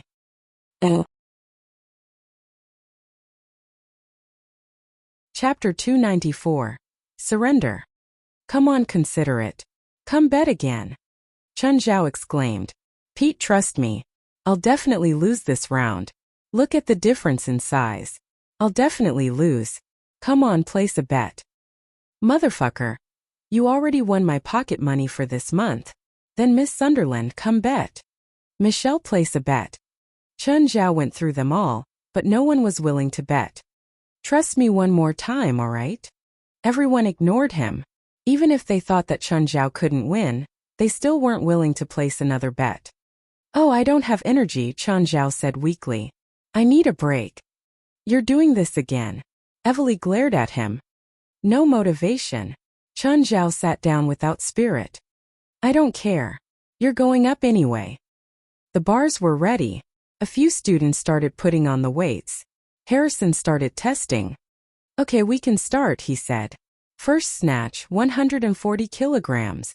He picked up the weight without using much effort. 3 seconds later, it landed on the ground. Thud, thud, thud. The heavy sound showed the weight of the bar. Want to try a heavier weight? Evely asked. Harrison loosened his shoulders. He hadn't used much power, so he felt like he was in a good state. Add 10 more kilograms. I'll do a snatch again. Second snatch, 150 kilograms. Harrison let out a roar and lifted the bar, pushing it above his head. 3, 2, 1. Success again. Take a break and try the clean and jerk, Evely said. She turned to Chun Zhao. Your turn. How much weight do you want? 200 kilograms. Chun Zhao grinned, face full of confidence. Are you sure? Of course. Snatch. Yes. Do you know the world record for your weight class? No. The world record for snatches in the 77 kilogram weight class is 173.5 kilograms, Harrison answered. I want to challenge the world record, Chun Zhao said matter-of-factly. Is there a problem? No. Go on. Chun Zhao went forward and stuck his butt up. Ha! The bar moved. Everyone got goosebumps at that moment. He was so strong. The bar was 10 millimeters off the ground. Evely widened her eyes. Could he really lift it? Could he break the world record? The next moment the bar returned to the ground. He couldn't lift it. I surrender. Chun Zhao shrugged and left the zone coolly. I knew it. Evely was about to spit out blood. For a moment, she thought that Chun Zhao really could create a miracle. You can lose too? She finally got a chance to mock Chun Zhao. Tell me what the next round is, Chun Zhao said. Evely's eyes turned and she smiled. Arm wrestling. With who? Still Harrison. What? How can you do that? You're bullying. Chun Zhao freaked out. Ha, you can surrender like last time, Evely said proudly. She was proud of her smarts. Let's bet. Anyone want to bet? Evely was speechless. This guy started a bet when he could win and still did so when he knew he would lose. She didn't understand Chun Zhao's mind. As expected, Pete was the first to run to Chun Zhao. I'll bet $300. Pete, didn't you say that you're broke? I borrowed it, Pete answered. $300. Write it down so you don't forget. I'll bet 2. I'll bet 2. Me too, $100. Chun Zhao had thought that he'd sucked them all dry. He didn't think that there was still so much left. This time he'd made $3,000. Wait, I want to bet too, Evely said. If you want. Chun Zhao glanced at him. Don't bet too much. It's just for fun. $3,000, do you dare take it? You want me to die. You started the bet. It's not my fault. Can it be a little less? No. Chun Zhao clenched his jaw. If you dare bet, then I'll dare to accept. Can I bet that I'll win? Harrison asked. Of course. Chun Zhao nodded. I bet $500. Just then someone walked into the gym. Chun Zhao turned to look. Normans, it's you. Chun, how come you're here? Normans was shocked too. She didn't think she could meet Chun Zhao here. Normans. Evely immediately walked over to say hi. It seemed that they were friends. How did you know that we're here? I went to the youth society's place and they said that you're all at the gym, Normans said. Right, what are you guys playing? Him. Evely said. He bullied our sister, so we're punishing him now. Punishing? Him. Normans looked at him with a strange gaze. Chun Zhao greeted her with a grin. How many rounds have you lost? Normans asked. Normans, how did you know we lost? Are you familiar with him? This guy can swim dozens of kilometers in the sea or hundreds of laps in the pool, talking the entire time. He can run 2 marathons without stop. He's just a monster. It's most possible that you'll lose against him. Everyone was dumbfounded and turned to Chun Zhao. They really didn't imagine that this average-looking man would be so scary. We won a round and lost 2. Wow, you won a round? Normans looked at Chun Zhao. What's the 4th round? Normans, let me introduce you to Harrison. He's a future Olympic champion. He beat this asshole in weightlifting. Next, they'll compete in arm wrestling. The other students moved a table over, placing it before Chun Zhao and Harrison. Which arm are you best at? Harrison asked. Neither. Chun Zhao shrugged. Then right arm. Sure, let's go. Chun Zhao and Harrison grasped each other's hand. Norman narrowed her eyes at Chun Zhao. She knew that he was very strong. He'd been able to lift her with 2 hands when she'd been at the peak of her weight. It had felt like it was easy for him too. Normans didn't think Harrison could win this match. Chapter 295. What's the point of winning a group of kids? Start. Ha! Harrison shouted. He held a table leg with his left hand and tried to move his right hand to the left with all his might. Ha! Have we started?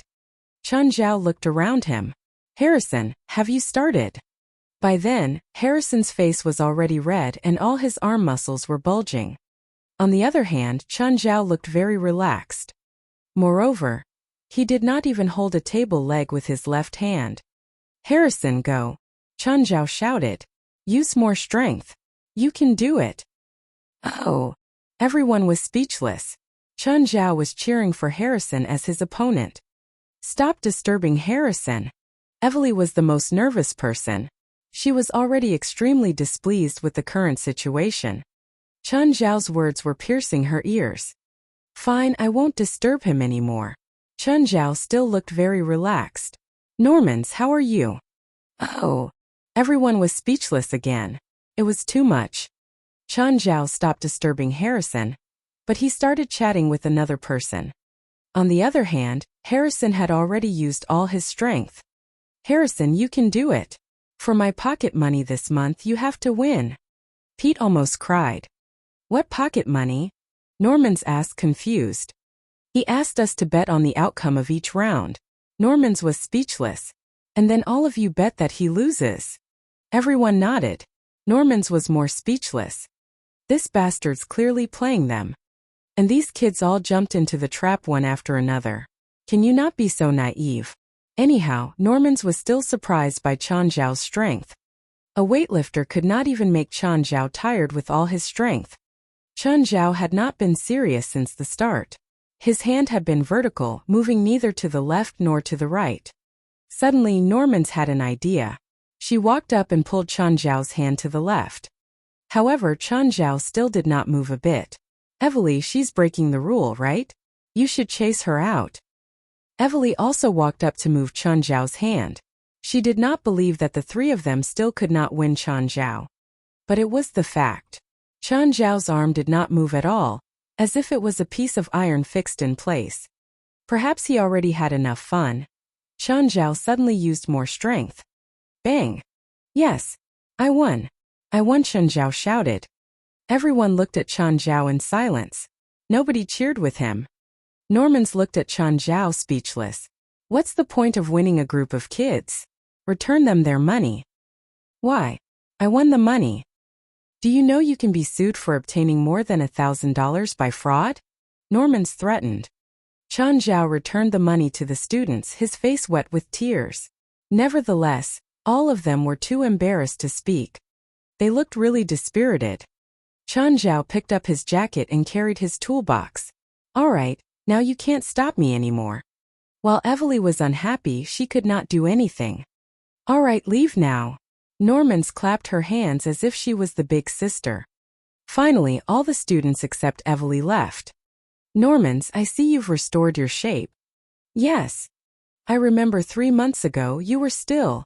Evely shivered at the thought of Norman's body at that time. It was a horrifying thought. Norman's had literally been a moving ball of flesh. Evely even had a nightmare where she became like that as well. If she really turned that fat, she would rather die. It's that asshole just now. He tortured me for a month so I slimmed down, Norman said. Yes, it's that asshole. Do you even know? He threw me into the sea and I was chased by a killer whale. Can you even imagine how I survived that period?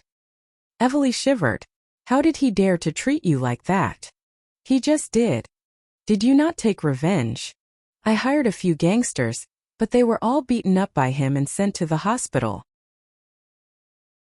After that, the torturing became worse. Anyway, the familiar Normans is back again. He's a very good coach. He's not only a monster himself, but he also trained me into one. Yesterday I tested my own swimming. I actually hit 24 seconds for 50-meter freestyle. Evely gasped. It was close to the world record. Is he a professional coach? I don't know, but he's really good. You can tell how strong he is himself. Unfortunately, I'm not going to be an athlete, or I'll surely hire him as my coach. Can I hire him as my coach? First, you need to prepare 400,000. For a month, Norman said. That's expensive. Evely widened her eyes at the amount. While her family was very rich, she did not have that much money. Oh, you said he bullied our people from youth society. What happened? Before Normans graduated, she had also been a member of youth society. In fact, she was the former president. Youth society was a society in the college, but it only had female members. It had quite a huge influence in the college. Almost all the beautiful ladies would join youth society. Because of that, the society could summon and instruct most of the guys in the college. He left Diana. Diana? Does he have a relationship with Diana? No, but Diana likes him. And then? He rejected Diana? Yes. All of you must have been really bored. Diana cried really badly because of him, so he has to be punished. But the punishment failed. You don't have a reason to trouble him anymore. Youth society called this the punishment. It was supposed to be a blow to both the soul and the body. Until today it had never failed. However, the record ended because of Chen Zhao. By the way, when are you returning to San Diego? Why?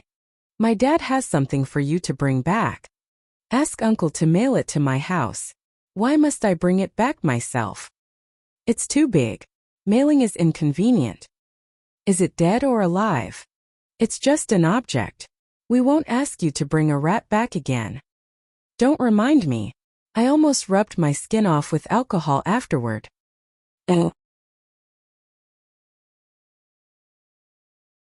Chapter 296, Tailor Dress. Chen Zhao sped up and ran to his car. A policewoman was standing before his car, writing him a ticket. Hi, miss. Excuse me, is there something wrong with my car? Chen Zhao hurriedly stopped her from sticking the ticket on. He was parked in a roadside parking space. He had a bunch of pets inside, but the window was open. The policewoman looked at him. This is a temporary spot. You're half an hour over, she explained simply. Then she stuck the ticket onto the windshield. Be careful next time. Fuck, Chen Zhao swore. The officer turned around immediately and glared at him. What did you just say? Repeat it. I didn't say anything. You misheard. Chen Zhao was pissed. He opened the door, wanting to leave immediately. But the officer called out, Get out. I suspect you're an illegal immigrant. Take out your ID. I'm going to search you. What? I'm suspecting you. Is there a problem? Chen Zhao couldn't say anything. American cops were idealists. If they didn't like you, then they could search you and check your ID. I'm going to report you for racism. Chen Zhao shot back without backing off. Now I suspect you're doing drugs. Come with me to the station. The officer's expression was serious. Fine, but I need to bring my pets. When the officer saw the big and small pets get out of Chen Zhao's car, she was taken aback. Chen Zhao secretly gestured at Black Ma. He ran over to the officer's feet, raised his legs and peed. Ah! The officer jumped aside and pointed her gun at Black Ma. You're attacking an officer. Chen Zhao made a face and studied the officer. It's your fault for standing there like a pole. Your figure is quite like a pole too. I'm going to report you for disrupting official duties and personal attacks. I'm reporting you for racism. Get into the car. The officer quickly found out that she couldn't get in at all. Black Ma, sitting in the back, stuck his head in front of her. Make it move its head. I can't see the road. Where do you think he can move his head to? Chen Zhao sat in the shotgun. The officer turned with difficulty and saw that the other pets had filled the back seat. Why do you bring so many pets out? I like to. None of your business. The officer really wanted to shoot Chen Zhao with her gun. She managed to drive to the station, but her face was completely wet. It was all from Black Ma's licking. Her hair too. Chen Zhao grinned at the officer. Pissed off, she wiped her face of the saliva. What are you laughing at? Get in. Across from them, David and a few colleagues walked over. Vice Captain. The policewoman saluted to David. Hi, David. Chen? How come you're here? Oh, Black Ma, White Ma. David went up to pet the silly twins. Did you all come to visit me? No, I'm suspected of disrupting official duties, personal attacks, and attacking the police, so I was brought over. Chen Zhao showed the handcuffs on his hands. David was shocked. Attacking the police? You hit Sharon? Black Ma peed on her foot. David looked at him with a dark expression. No need to explain. I bet you told him to do it. Chen Zhao shrugged. He couldn't deny it. He and David were too familiar with each other. David guessed without thinking that they must have had a conflict, so Chen Zhao ordered Black Ma to do it. Okay, this is it. Vice Captain. Sharon wanted to say something else. David looked at her. If you want to be reassigned to my team next month, listen to me. Or you can keep being a street patrol. David was more and more authoritative now. The surrounding colleagues all looked at him with respect. Chen, I won't accompany you. I need to go out. Okay, bye. Chen Zhao hadn't planned on disturbing him anyway. David seemed really busy. He and his partner left in his car without saying anything else to Chen Zhao. Give me your hand. The policewoman looked at Chen Zhao with a dark expression. Chen Zhao separated his hands, breaking the handcuffs. The officer gaped. The next moment, she said furiously, You're purposely destroying public property. Chen Zhao snapped the two handcuffs. Okay. Remember to mail me the bill. Oh, Chen, do you and your girlfriend have formal wear? Zola called. Chen Zhao was taken aback. We planned on renting clothes tonight. You and your girlfriend can come to the Baron Mansion tonight. For what? To make a tailored outfit for you too, obviously. You're my important guest. If you wear rented clothes, that's a bit too much. But the fashion show is tomorrow night, right? Is it enough time? You don't have to worry about that. If my designers can't even do this small task, there's no need for me to keep them in the company. Okay then. Baron Mansion, right? Do you have the address? Chun Zhao hadn't heard of it before. He didn't know where it was either. Seeing that it was about time, he drove to Angel Beach to pick Fei Lai up. Fei Lai noticed that the route was weird. Where are we going? My friend said that her designer can help design an outfit for us. We should be going to get our measurements. The Baron Mansion was in the center of L.A. It was a beautiful park surrounded by verdure. There was a white building in the middle. It looked like a castle. But when Chun Zhao got to the gate, he was stopped. Excuse me, sir. May I ask what you are here for? The guard's voice was polite with only a tinge of an interrogatory tone. He studied Chun Zhao, Fei Lai, and the group of pets in the back. Fei Lai was a bit nervous. She had a well-off family, but she'd never been somewhere like this before. Miss Zola called us here, Chun Zhao said. Do you have an invitation? The guard asked. No. I'm sorry, sir. You cannot go in without an invitation. The guard clearly didn't believe Chun Zhao. Also, can you move your car so he one behind you can come in? Chun Zhao looked back.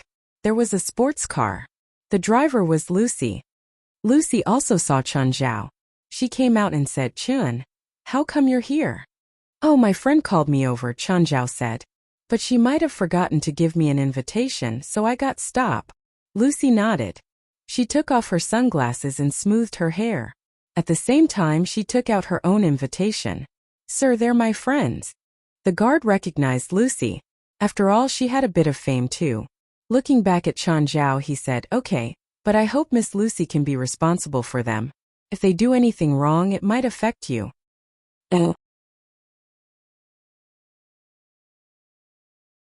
Chapter 297. Are all designers as puckish as you? Once Lucy brought Chun Zhao and Fei Lai into Baron Mansion, she said, Chun, I'm leaving. Bye. Goodbye. Chun Zhao and Lucy had a handshake, after which they separated. She's pretty. Fei Lai sounded rather jealous. Chun Zhao rolled his eyes. But not as pretty as you. He would never praise another lady before his girlfriend. If he really continued Fei Lai's words, he would probably have to attend his own death anniversary next year. Fei Lai rolled her eyes back, but her face was filled with a sweet smile. Where do we go now? Fei Lai asked. Let me ask. Chun Zhao called Zola.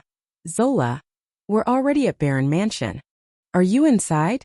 I forgot to tell you that you need an invitation card to enter. We're already inside. Met a friend at the entrance and she brought us in. We don't know where to go now. I'll go and fetch you. Very soon Zola found Chun Zhao and Fei Lai.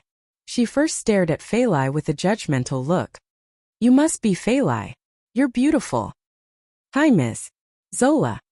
Fei Lai did not want to embarrass Chun Zhao in front of his friend, so she shook Zola's hand.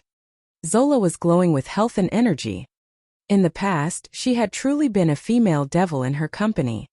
Recently, however, she seemed to have changed completely.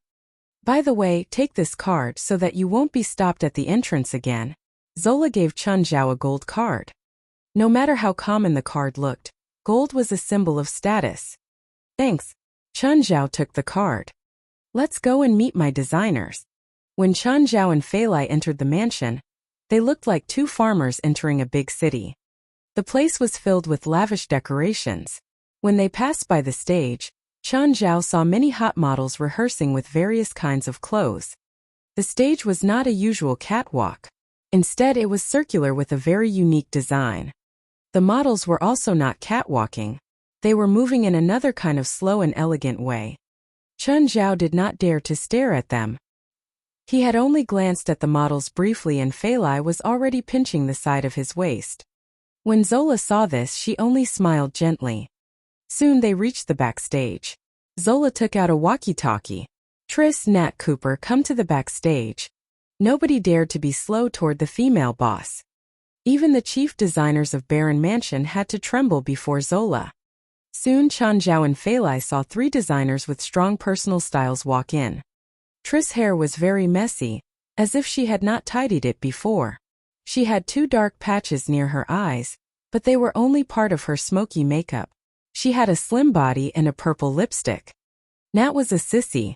From his fancy clothes, it was obvious that he liked to display himself. He was bending his pinky and applying makeup on his face even before Zola. Cooper had an orthodox handsome face with some beard. His hair was neatly combed into a braid. Zola introduced the 3 designers to the 2. They're the chief designers in my company. Which of them do you want your formal wear to be designed by? Maybe Triss for Feilai's formal wear.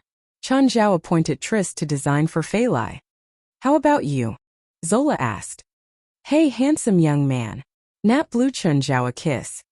Chen Zhao shivered. While he was not homophobic, he could not get used to it. He could get along with people like Robio more. Mr. Cooper. Thank you. Cooper looked serious, maybe a bit too serious. Nat did not mind it at all. He approached Zola and massaged her shoulders. Zola, I made a new lip gloss recently. Do you want to try it? Sure. Chuan Feilai, excuse me for a while. Triss brought Feilai to another room, while Cooper stayed in the same room with Chen Zhao. Sir, how should I address you? Mr. Cooper, just call me Chun. Chun, I'll measure your sizes first. Remove your clothes. All of them. Except for your underwear. When Cooper saw Chen Zhao's body, his eyes glowed. God, your body is simply perfect. Chen Zhao felt as if Cooper had turned into Nat. He can't be gay too. Chen Zhao subconsciously covered his groin, thinking that the place was too dangerous for him. Cooper extended his hand toward Chen Zhao's chest. Chen Zhao immediately dodged. Cooper, stop. Air. Cooper suddenly realized his inappropriate behavior. Sorry, I was just too excited. You have the most perfect body I've ever seen. Really? Those male models are all tall and muscular. They can't be worse than me? No, it's a completely different feeling. Cooper shook his head. This is the body proportions a man should have. You're Venus. Although I'm Chinese, I know that Venus is female. That's not important. Cooper shook his hand. Of course it is. Chen Zhao widened his eyes. Cooper kept measuring Chen Zhao's body and scribbling on a piece of paper with a pencil. If someone asked Chen Zhao what was the most painful experience in his life, he would surely say it was being a stationary model. Especially when he was the model for a paranoid designer. Chen Zhao thought that Cooper looked normal, but he changed completely after starting to work. While it showed how professional Cooper was, Chen Zhao still felt uncomfortable. Very, very uncomfortable. Chun, what color do you like? Just choose the most suitable color in your opinion. You're attending the show tomorrow with Ms. Feilai, right? Yes. According to my understanding of Triss, she will probably design a white dress for Ms. Feilai, so you should get something black. Sounds great to me. Chen Zhao did not know anything about it. Listening to a professional designer surely could not go wrong. This is my design. What do you think? Cooper gave Chen Zhao his design diagram. It was only a simple sketch, but the clothes looked really matching and comfortable. Chen Zhao had to admit that Cooper was indeed an excellent designer. Even though it was only a brief design, Chen Zhao felt that the formal wear would really suit him. If you have any objections, let me know. Will you change it? No. Oh. Are all designers as puckish as you? Oh. Chapter 298 Girls Who Cry in Cars All Have Stories. Excuse me, when is Mr. Nat free? Lucy had waited for an hour, but Triss still hadn't come. Lucy could only grab Nat's assistant and ask. The assistant turned to look at her. She knew that Lucy was a small celebrity, but there were countless celebrities who asked for Triss. She couldn't meet with everyone, so not all of the requests were accepted. A top designer must act like a top designer. If everyone could have his design, then his stuff would seem too cheap. If some people could have it but others couldn't, he would become more coveted. As for small celebrities like Lucy, Nat wouldn't help her design a dress, even if she could get an appointment. I'm sorry, Miss Lucy. Mr. Nat is working right now. He's busy. Lucy was upset. Since they'd made this appointment and so much time had passed, why didn't Nat come to see her? Did even fashion designers look down on her? Anger flared in her. In that case, I'll return now, she said with a cold expression. She had to repress her anger. This wasn't the place for her to throw a tantrum in. This was the Barren Mansion.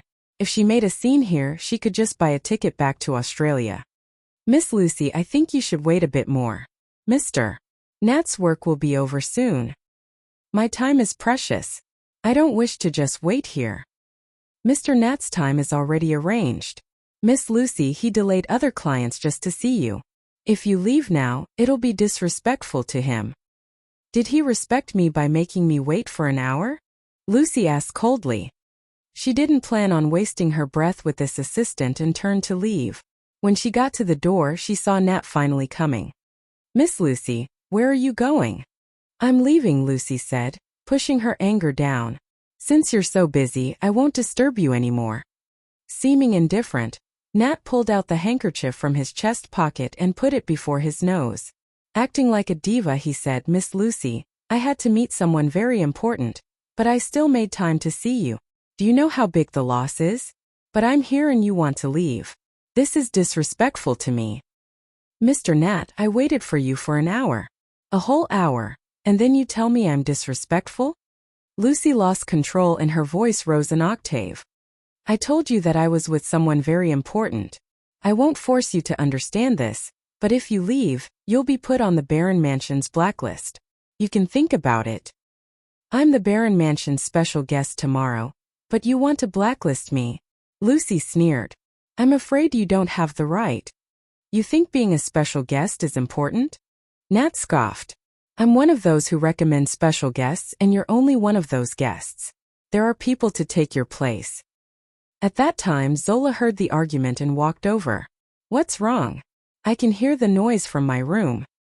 Seeing Zola, Nat instantly turned from the aggressive guy to a simpering follower. He clung to Zola with a coquettish expression. Zola, this little celebrity thought that I wasted her time by accompanying you. She's throwing a tantrum now. Lucy's expression changed. Before coming, she already knew that this mature woman before her eyes was the owner of the Barren Mansion. Miss Zola, I can explain. Lucy panicked. Offending Nat was a small matter. No matter how talented he was only a fashion designer. It wasn't like Lucy wouldn't have anything to wear if Nat wouldn't design something for her. Zola was different though. She was actually powerful in Hollywood. It was evident from the guest list for tomorrow's fashion show. Lucy was practically the lowest-ranked guest on the list. She only got this chance because her manager had bribed them. She would get paid $250,000 for this job, but her manager had paid $100,000. Both she and the manager placed great importance on this chance to get closer to Zola. Now reality was going against her wishes. Not only did she not get closer to Zola, she even offended the woman. Zola waved her hand. I don't care about your argument. Just please be quiet. I have another important guest here and people are rehearsing on stage. No matter who keeps arguing, please get out of here. With that, Zola left. Nat returned to his aggressive self after Zola left. Did you hear that? We don't welcome you here. Please get out. Lucy clenched her teeth, unable to vent out her anger. She walked out with a cold face. But when she reached the parking lot, she couldn't hold it in anymore. Breaking down, she leaned on the steering wheel and sobbed. It felt like the world was ending. Everything became dark and dreary. She'd struggled in Hollywood for close to a year now, but she was always a step away from success. Now she'd offended someone with true power. If Nat said some negative things to the Barren Mansion's boss, she would completely lose this chance. She didn't know what she could do. It just felt like everything was over, truly over. If she returned to Australia, there would be no flowers or applause waiting. The newspapers would report her failures so the entire nation could see. The stronger one was, the worse their breakdown would be. Lucy once thought that she could take any kind of pressure, but now she realized just how fragile she was. She cried louder and louder because no one was here to hear. She could release all her sadness and anger. Knock knock. Just then someone knocked on her window. Lucy froze. Looking up, she saw two people standing outside. Chun Zhao and Fei Lai were right outside her car. Chun Zhao bent down to look at Lucy. Lucy, what's wrong? She hurriedly wiped her tears, but her makeup was all messed up now. Nothing. I'm fine. Her voice was still choked up. Lucy, Feilai said. You can say what's wrong. We won't tell anyone. Seeing a woman sobbing in this pitch-black parking lot, Feilai thought that she'd definitely been mistreated. She felt like she had to care for this woman.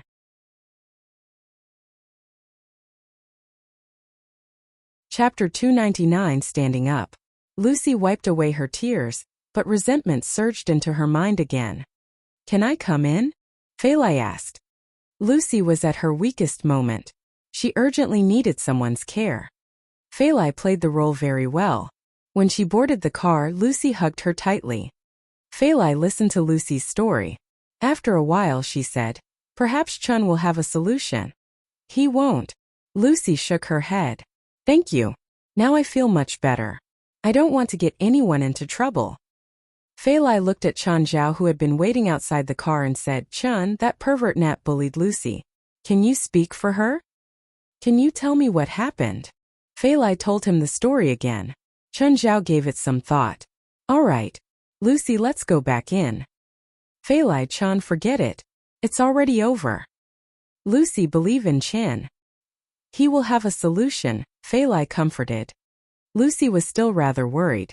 She did not know what Chun Zhao was going to do. If they made a big deal out of it and enraged Zola, it might really destroy Lucy's Hollywood dream entirely. Chun Zhao brought Lucy into the mansion. Cooper was puzzled to see Chun Zhao. Chun, did you leave something here? No, go and ask Nat to come out, Chun Zhao said. Why? He bullied my friend. My friend needs an apology. Cooper glanced at Lucy and thought about it. Wait for a while. Instead of calling Nat out, Cooper went to find Zola. He could tell from Chun Zhao's face that they were probably here to argue with Nat. Chun Zhao was Zola's friend, so clearly he should inform Zola. After a while, Zola appeared.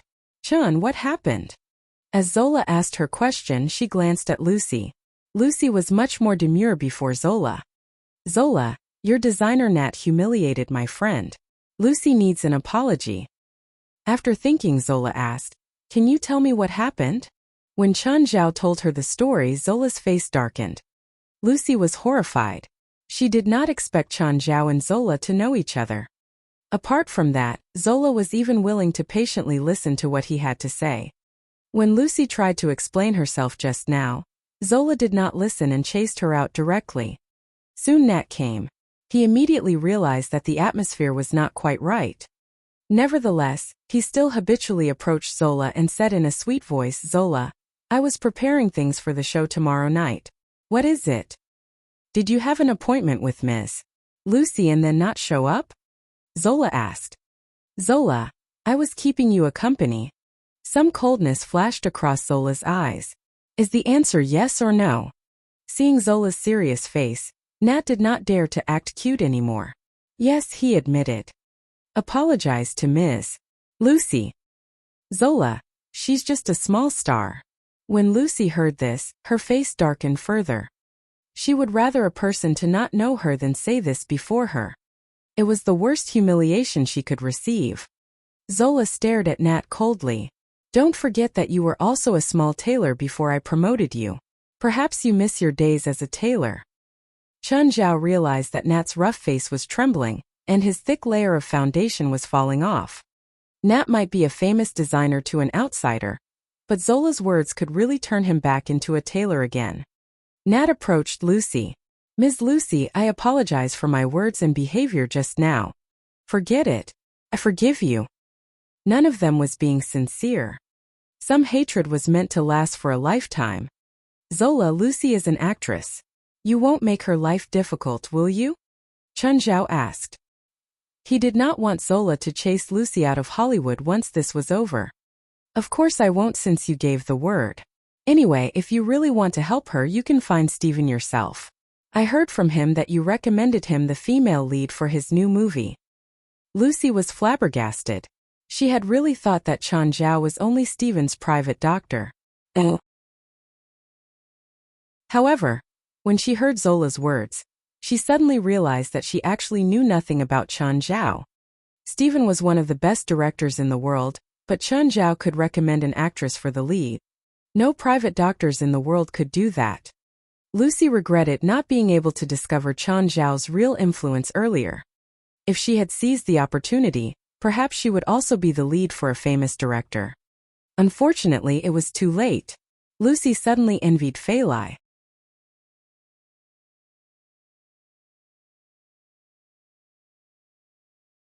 Chapter 300. Feels great. That night, Fei Lai proved something to Chen Zhao. The saying was, "There are only oxen that die from exhaustion, no fields that are badly plowed." Of course, the final result was that both sides suffered losses. The next day, Chen Zhao was still spirited while Fei Lai's body was all sore. Chen Zhao took the group of demons to Del's in the morning. After all, he had to go to the fashion show with Fei Lai at night.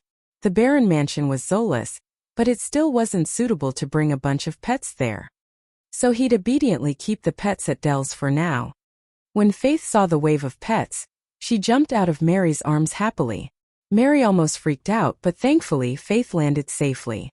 Then she watched Faith bring the pets next door to show off. Oh, Wright felt that she hadn't slept so comfortably in a long while. She remembered that she drunk the wine from Chen Zhao last night. In the beginning, she only planned on taking a few sips. As she drank, she got into the mood. She couldn't resist it. Wright didn't drink at all for many years, but last night she drank more than half of the bottle. She didn't know when she'd fallen asleep, but she slept on the sofa for the entire night. Technically, with her health condition, she would have to sleep in the hospital for a month after sleeping on the sofa for a night. The strange thing was that she didn't feel any soreness. Instead, she felt relaxed. Her limbs felt strong too. She saw that the bottle of red wine had fallen over on the table. She must have hit it while sleeping. The ground was covered in wine. Wiping the table, she remembered what Chen Zhao had said. If she couldn't finish it, she should dump it, so she emptied the bottle. But when she went to the bathroom and saw herself in the mirror, she had a fright. Where was her trademark white hair? How come it was all black? Had someone slipped in and dyed her hair last night? No one was that stupid though. Her age spots had decreased too. Wright observed herself, realizing that she'd really changed drastically. She thought of that bottle of wine. Chen Zhao had been very serious when gifting it to her. Could this be the wine's effect? Wright called Chen. "Hello, Chen." "Hi, Wright. How are you?" "I'm great," Wright said. "I've almost forgotten this light feeling. I've never felt this before." "You drank the wine." "Yes, I feel like you got younger, right?" Chen Zhao asked. "Yes, indeed. You should be around 60 years old right now. I'm not sure about the specifics." "Chen, are you saying that I've become younger?" "Only around 30 years younger," Chen Zhao answered. "Oh, did you finish the bottle?" "No, you said that I should dump it if I can't finish. If the wine really has this effect, isn't it better if I drink a few more times?" "It's only effective once. If you got drunk the first time, it means you've already reached the limit. There won't be an effect the next time. And if this bottle gets into someone else's hands, I'll have endless problems." "All right, I understand." Wright was reasonable. She was shocked at Chen Zhao's abilities, but she didn't keep asking. Chen Zhao was willing to help her for some things. For other things, he wouldn't answer even if Wright asked. She was more willing to maintain this relationship. Since Chen Zhao trusted her, she should trust him too. "Oh right," Chen Zhao said. "Does your school have a psychiatry department?" "Yes, what's wrong?" "I have a patient. He's a vegetable. I don't know how to treat him right now, so I hope to talk to an expert in this field." "No problem. When are you free?" Wright asked, smiling. "I finally see that you aren't all-powerful either." "I'm not God. I'm obviously not all-powerful." "Okay, I won't disturb you now.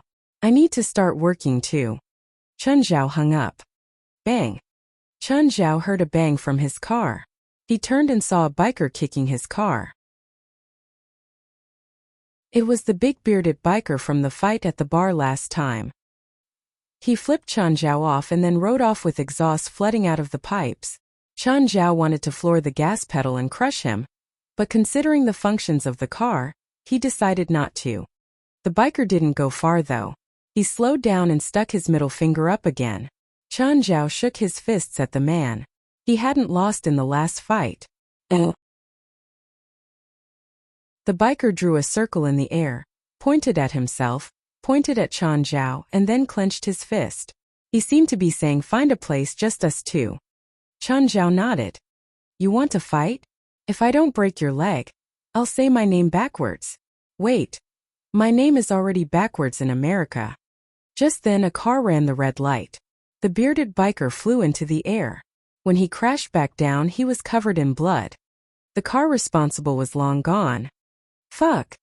Chen Zhao quickly parked his car. He ran to the biker's set to check his injuries. He wasn't dead, thankfully. He was just badly injured. Chen Zhao did some emergency first aid and then called 911. A while later, the ambulance and police were here. The police officer wasn't a stranger. It was Sharon, who'd taken him to the police station yesterday. "How come it's you? Why can't it be me?" Sharon was annoyed. "Tell me what happened." "I don't want to tell you anymore." Chen Zhao didn't feel like cooperating. "Your car parked here is disrupting traffic. Want a ticket?" "I was trying to save someone." "Saving someone doesn't mean you can break the rules. This is stupid. You're also obstructing the investigation. Can't you do anything other than threatening me? Do I need anything else against you? Don't you want to leave the traffic team to join David's crime investigation team?" "So what? You know David's my good friend. If I mention him to you, he might consider having you join his team." Sharon's eyes brightened. "Really? Of course.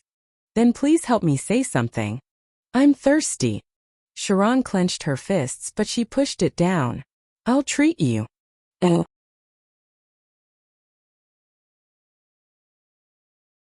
Chapter 301 Body Double. Chen Zhao and Sharon drank at an open-air coffee shop. Displeased, Chen Zhao said, "You want me to speak for you with just a $3 coffee? Don't you think it's too cheap? Are you trying to cheat my money?" Sharon looked at Chen Zhao in disgust. "Whatever you think it is." Chen Zhao took a sip of coffee. "I'll remember you. Just wait." Sharon stood up in anger and left. Chen Zhao looked at Sharon's back. Free coffee was not too bad either. Chen Zhao was about to get into his car when he heard someone say, "Are you Mr. Chen?" Chen Zhao turned around and realized it was the saleswoman from the car store that time. He could not remember her name.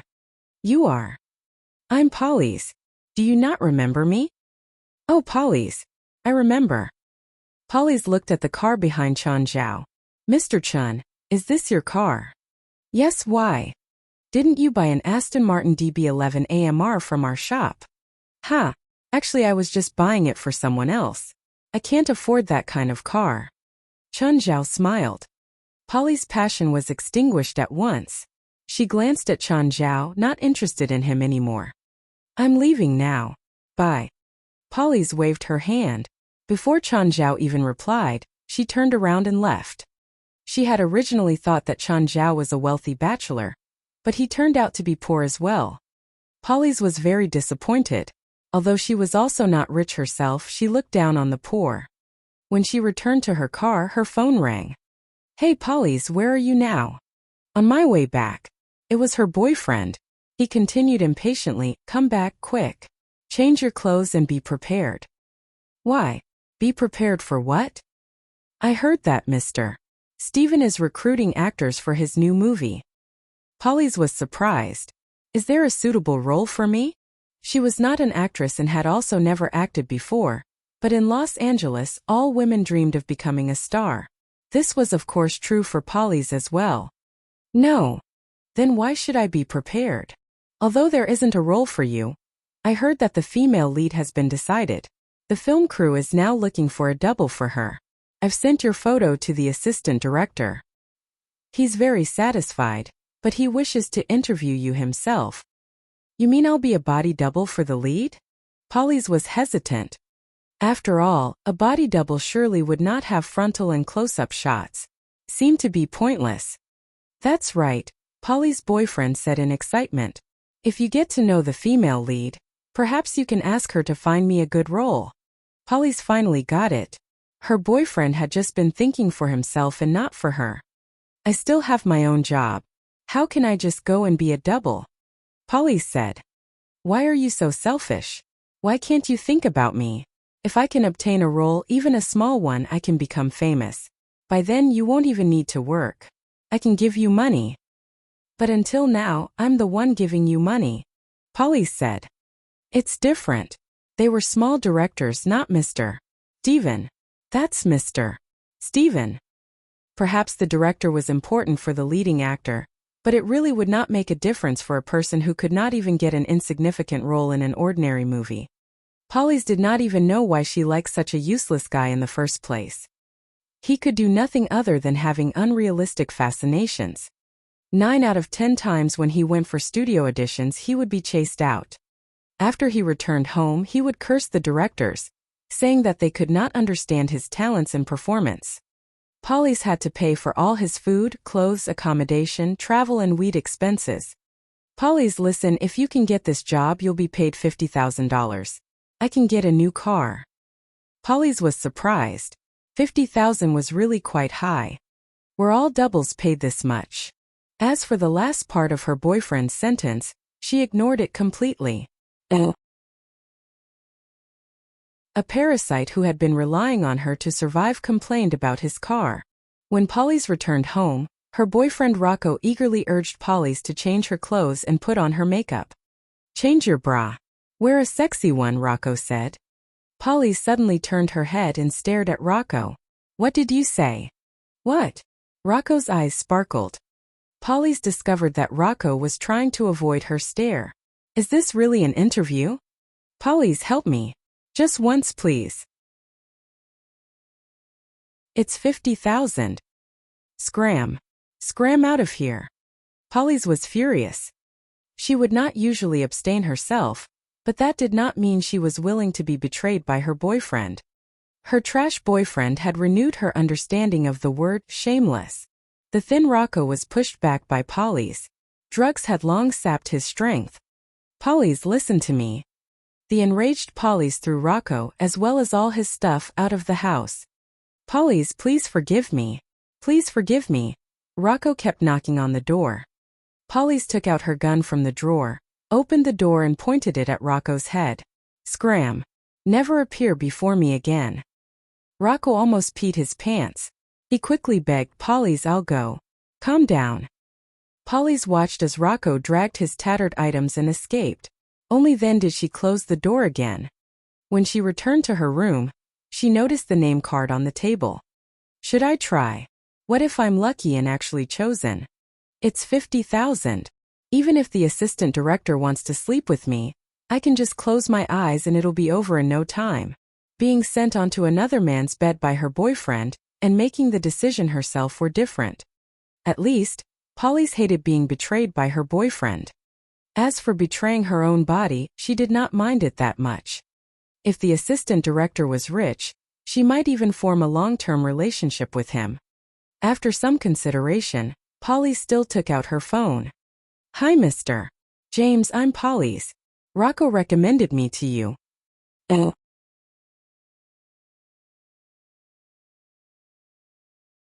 Chapter 302.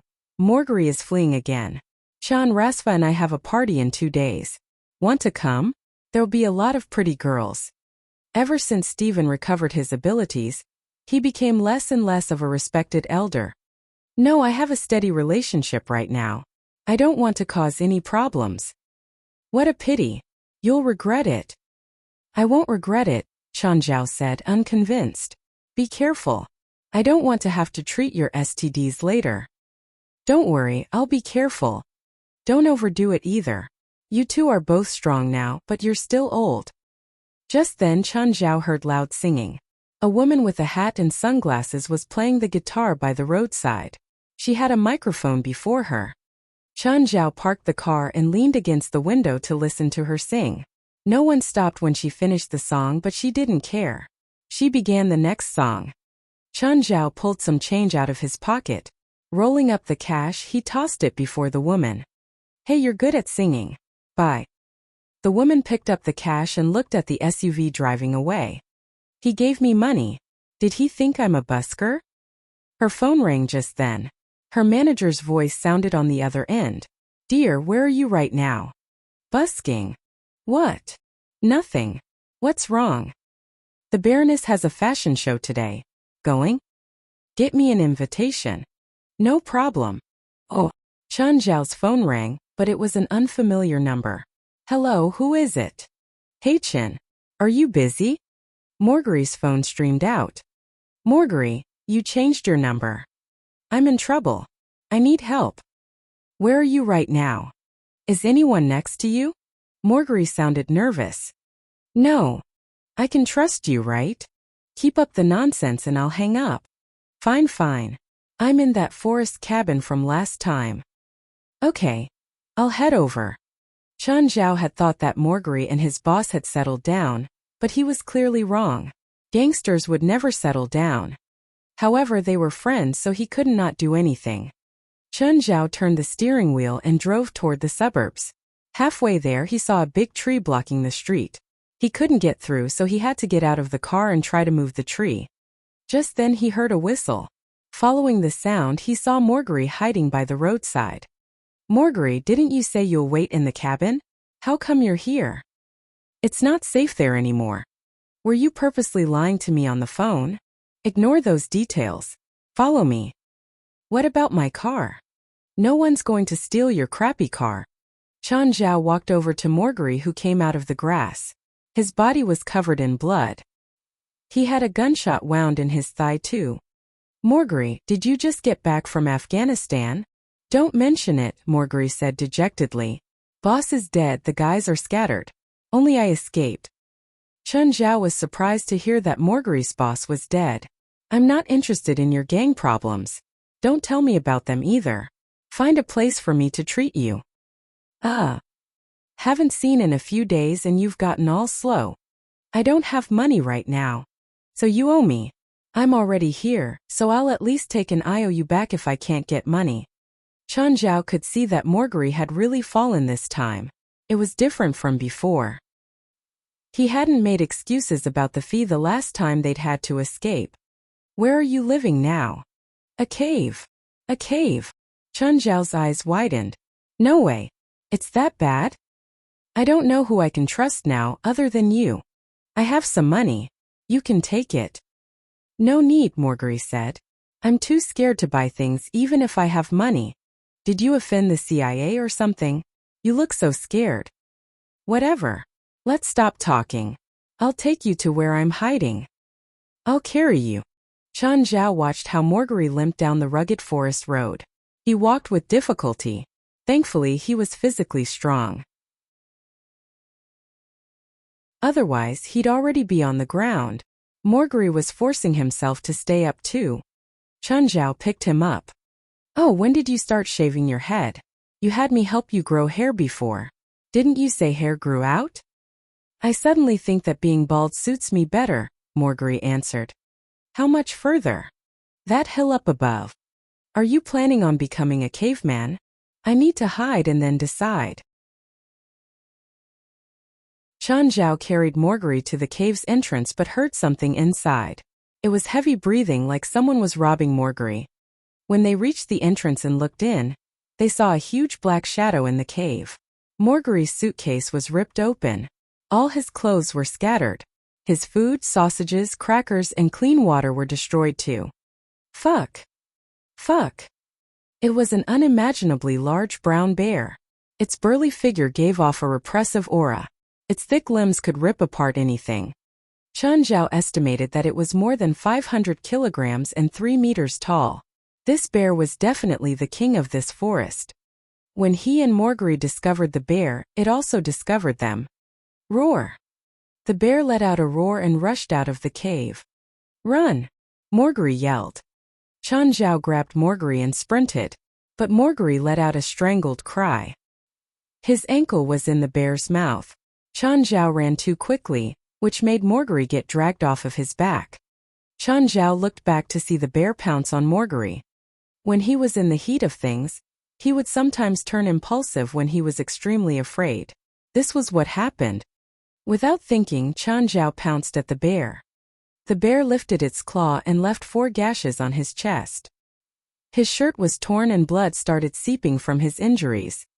Chen Zhao immediately returned a punch to the bear, but the bear didn't react at all when his fist landed.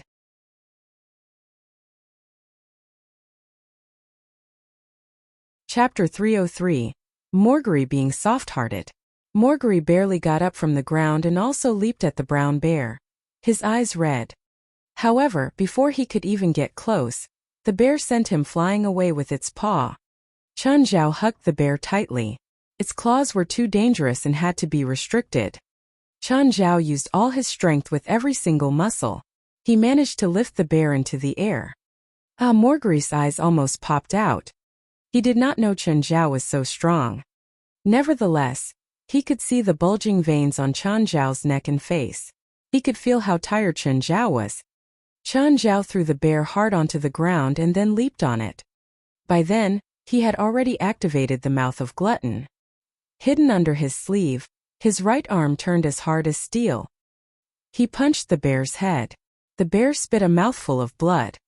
Roar roar. The bear seemed to be begging in fear. However, Chen Zhao raised his right arm and punched it again. One punch and another. Just then Morgri suddenly shouted, "Shh, don't kill it." Chen Zhao was brought back to reality. He stared at Morgri confused. "It almost killed us." Morgri pointed at the distance. There were two small brown bears roaring, as if they were trying to expel the two humans with their courage. To them, the two humans were bullying their mother. After some hesitation, Chen Zhao still stood up. The two small bears immediately approached their mother. They stood in front of their mother and roared at Chen Zhao and Morgri. Why would you sympathize with them? Chen Zhao did not understand why someone as tough as Morgri would display this kind of pity. 30 years ago my mother was killed before me by two men just like this, Morgri said. It attacked us because it wanted to protect its kid. Let's go. Chen Zhao could hardly contain the pain. Blood was oozing out from the wound on his chest. Will it die? Morgri turned his head and looked at the brown bear. If it dies, its kids will die too. You still have the mood to care about them. Unable to ignore Morgri's look, Chen Zhao turned around. When the two small bears saw Chen Zhao return, they immediately roared at him. Chen Zhao walked toward the mother bear directly. The two small bears bit Chen Zhao's pants, trying to stop him from getting close to their mother. Chen Zhao kicked the two small bears away. He squatted down in front of the mother bear and fed it a bottle of potion. Don't go near any human again, or you'll only kill yourself and your kids. When Chen Zhao and Morgri left, the mother bear had already gotten up from the ground. It looked at the two from afar. Chen Zhao and Morgri returned to the cave, injured and exhausted. Chen Zhao immediately began to treat their injuries. Just then they heard some noises outside the cave. The bear's back again. It was clearly the bear's sound. Morgri found his gun among his scattered items. If it comes again, I won't let it off. Gimme your gun. I'll go and take a look, Chen Zhao said. Morgri fully trusted Chen Zhao and gave him the gun without hesitation. Chen Zhao carefully left the cave and saw three fish struggling on the ground. In the distance, the three bears were looking at him. Is this reciprocation? The three bears left quietly. Chen Zhao returned to the cave with the fish. Where did you get the fish from? The mother bear put them before the cave. Morgri smiled, but it immediately affected his wounds. He quickly gasped in pain. How can you still smile? As long as I'm alive, I'll be smiling. Morgri, this place is too dangerous. You should choose a new place. That's fine. Morgri shook his head. I don't want to see your corpse one day, Chen Zhao said. I'll stay alive. I hope so. Time for me to go, Chen Zhao said. Here, antibiotic, cold medicine, painkiller and a first aid kit. Keep the portable charger too. What else do you need? Chen, how many things did you bring? Can't believe you actually have a power bank. Chen Zhao had prepared many things in his spatial ring in case of emergencies. Just then his phone rang. Hey Chen, it was Gaia. Hi Gaia, yes? Chen Zhao deliberately raised his volume. Did Morgri call you? Gaia asked. No, I haven't seen him in a while, Chen Zhao answered. Morgri understandingly blinked his eyes and kept silent. Really? Did something happen to him? Forget it. Bye. Gaia hung up. Morgri heaved a sigh of relief. Chun Zhao looked at him.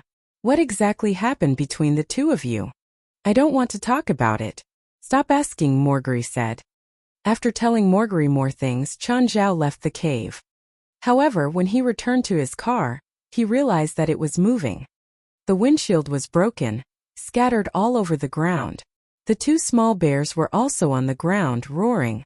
Chun Zhao walked to the back. The mother bear had climbed into the car. Roar, roar. Stop shouting. I let you off and now you're making a mess here. You want to die? Chun Zhao roared. Just then the mother bear lifted a huge salmon. Chun Zhao carefully approached the rear window and looked into the car. There were more than 10 fish on the car floor. The whole car was filled with a fishy odor. Chun Zhao almost went mad. Are you planning to stay here? Roar, roar. The mother bear placed the salmon before Chun Zhao. It looked as if it was asking Chun Zhao to eat. Chun Zhao rubbed his forehead. What is this? Are they going to stay here forever? Chun Zhao took out his phone. Fei Lai. What? Do you mind having a mother bear and 2 small bears in our house? Huh. Fei Lai exclaimed. What? There will be new members in our house? 3 bears? Very probably. Great. Where are they? When can I see them? I'll bring them home now. You can see them when you get back. Chun Zhao carried the 2 small bears onto his car, and then drove away.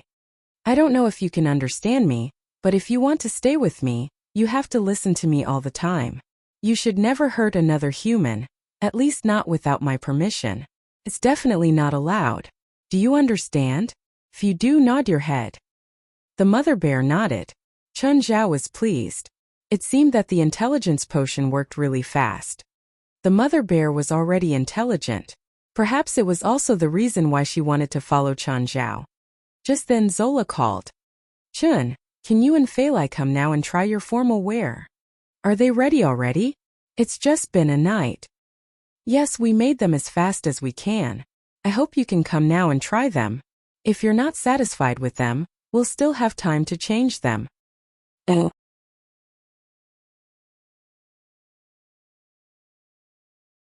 Chapter 304. I'll call you Princess. Chun Zhao went to the Baron mansion with the mother bear and 2 kids. When Zola saw how bloody and dirty Chun Zhao was, as well as the 3 bears, she was honestly scared. She hadn't seen such a big bear before and didn't dare to get close. Chun, what happened? I ran into them during a walk. We fought, I won, and they became my pets. Are you sure they won't hurt anyone? Don't worry, Chun Zhao said. I tamed them already. Are your injuries okay? I'm a doctor. Zola thought for a bit. Thinking of Chun Zhao's shocking medical skills, she stopped asking. I'll take you to wash up. She took Chun Zhao straight to the club's swimming pool. There were many handsome men and pretty women playing in the water.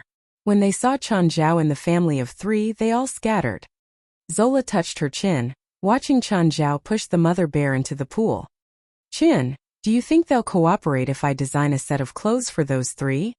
Chun Zhao was stunned. What do you mean? I want them to walk down the catwalk too, Zola said. Chun Zhao hesitated.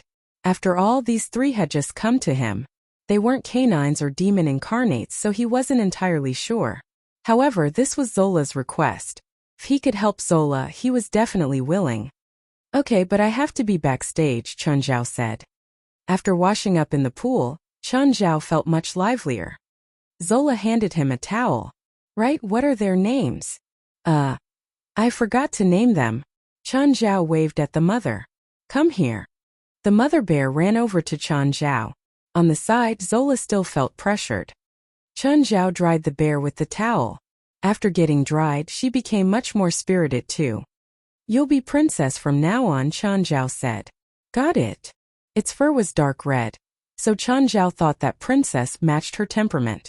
But what would actual princesses feel if they knew that a bear was named that? Arg arg. In the future, you'll make 1 sound if you agree and 2 if you don't. Do you agree with the name princess or not? Arg. Zola was honestly floored while watching from the side. Was princess really from the wild and not stolen from a circus? A while later, Zola had someone bring over fruits and honey. They're called Briar and Bramble, Chen Zhao named the two cubs. They hadn't drunk the intelligence potion, so they couldn't be as smart as the mother. However, they were harmless. They would be close to those that their mother was close to. Bears were also just as intelligent as dogs, if not more. The honey they ate before couldn't be compared to the high-class honey that Zola prepared. The family of three licked the plate of honeyed fruit clean. After drying Princess, Zola let Chen Zhao and Princess family into the clubhouse. As long as Princess was there, no one dared to get close. On the other hand, Chen Zhao only wore his boxers with gauze over his chest. Cooper, Trish, Nat, get over here. What are you hiding for? The three stood fearfully at the door, not daring to come in. Get over here. I need you three to work together and make a dress for Princess before the show starts tonight. You can talk to it with simple words. As long as you don't attack it, it won't attack you either. You need to get its permission before measuring it. It'll make 1 sound for agreeing and 2 for disagreeing. The three just stood there, not daring to get close. Do you want your jobs? Zola yelled. I'm not afraid. What are you scared of? The three finally moved their shaking legs. Cooper held up measuring tape. Just to ask, can I measure your waist? Art. When Cooper wrapped the tape around Princess' waist, he could almost feel the heat inside her. Thankfully, nothing happened. The three designers fearfully finished the measurements. Princess was 3.5 meters tall and 480 kilograms heavy. This was an incredible weight. It wasn't that brown bears couldn't reach this weight, but that mother bears were usually 1/3 the weight of males. Chen Zhao stayed with Princess the entire time. A while later, Zola brought over Chen Zhao's clothes. His suit was black. Putting it on, he felt like it was tight but not overly so. It was perfect. The material, cuts, and workmanship all showed a perfectionist's attention to detail. Zola personally fixed Chen Zhao's collar, and then held his chin as she studied him. To be honest, sometimes the person made the clothes look good. Other times the clothes made the person look good. Wearing the suit with the blue and white striped round-collared shirt inside, Chen Zhao's entire aura changed. He wasn't ugly in the first place and had that Asian aura. His figure was also extraordinary. This suit complemented his curves, tactful but not restrained. Cooper was satisfied with his work. Trish and Nat commented on it from the side. Cooper used Croatian soft cotton to fill the suit with elasticity, Trish said. This is a good idea, but it also means that you couldn't grasp the measurements enough. If it were me, I'd use fine cotton. This would enhance Mr. Chen's curves. The straight collar is a flaw too, Nat said. If it were me, I'd use a rounded collar. People of the same field were the worst critics.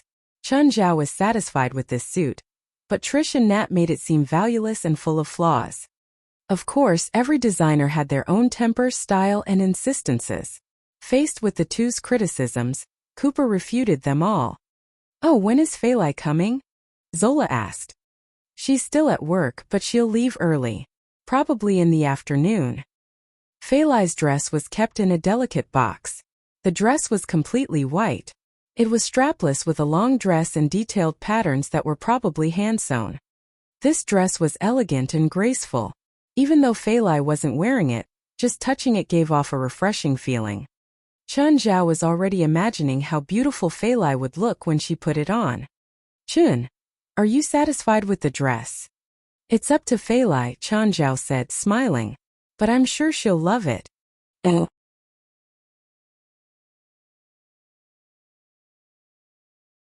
Chapter 305 Stunning. Lucy came to Angel Beach. When she stepped into the Coastal Rescue Team HQ, she attracted the attention of almost every man. The ladies all stared at her with envy and jealousy. Perhaps Robio was the only one who could remain calm. Hi miss, are you looking for someone? I'm looking for Fei Lai. Is she here? Oh, she's patrolling, Robio said. Please sit here for a while. Just then a male lifeguard approached them. Hi, are you Miss Lucy? Yes. Ms. Lucy, nice to meet you. Can I take a photo with you, please? Of course. After he successfully got the photo, more male lifeguards began to approach her. Lucy was friendly and approachable. Very quickly, all the male lifeguards became her fans, staring at her in admiration. "Ms. Lucy, do you know Feili?" a female lifeguard asked. "We're good friends," Lucy said, smiling. "You're good friends? God, Feili has never told me that she's friend with a star." To be honest, these lifeguards were too naive for the intrigues in Hollywood. Lucy did not even do much before everyone knelt before her, both men and women. "Ms. Lucy, why are you looking for Feili?" "We're attending a show tonight. I plan to go there with her together." "What show?" "A show for a high-class clothing brand. I think most people might not really know this brand," Lucy said, smiling. "Can we go as well?" "I'm afraid not. I'm a specially invited guest and I'll be walking on the stage. Feili has an invitation card." "Why does Feili have an invite? Did you give it to her?" "Her boyfriend got the invitation card. He's a friend of the owner of that brand." Everyone had different feelings. The eyes of many female lifeguards sparkled. It was Feili's boyfriend again. That Asian was the perfect boyfriend. He was rich and handsome. He had the unique charm of an Eastern man and was also strong. Moreover, he could bring Feili to attend high-class social occasions. He was the Prince Charming that every girl dreamed of getting. Why didn't I notice him when he first came here? How did the fox Feili get him? Just then, Feili and Walter came back from outside. She saw Lucy, who was sitting in the rest area, and approached her. "Lucy, why are you here?" "Of course I'm waiting for you so that we can go to Baron Mansion together. When does your shift end?" "Wait, I need to inform Captain. Chun just sent me a message and a photo of my formal dress. I can't wait to wear it." "Just curious, why were you at Baron Mansion yesterday?" "Oh, it's Ms. Zola. She asked her designers to design formal wear for me and Chan. We originally planned to borrow them, but Ms. Zola said we need to have matching dresses for the show. Can't be too casual." Lucy sighed silently. Zola was really close to Chun Zhao. She actually asked her designers to make costumes for them just for this show. Feili gave Walter to Robio, who would take care of him for the night. "Feili, did you drive to work?" "Yes, my car is right there." Lucy saw the Aston Martin and guessed that it must have been a gift from Chan Zhao. To be honest, Lucy really envied Feili. If Feili were to become an actress, she would be the one closest to success. Her boyfriend could give her everything, all the resources and people that an unknown actor needed. When they arrived at Baron Mansion, they saw Chan Zhao in his gentlemanly suit. Of course, Princess, who was standing behind Chan Zhao, was way more obvious. Princess was wearing a supersized men's clothing. Although she was female, the designers really could not think of a dress that matched her sex. With her formal wear, Princess also had a very special temperament. "Chun, she's Princess. These are her kids, Briar and Bramble. They'll be part of our family." Feili and Lucy just saw the two small bears beside their feet. "Miss Feili, here you are. Please follow me." Trish walked out.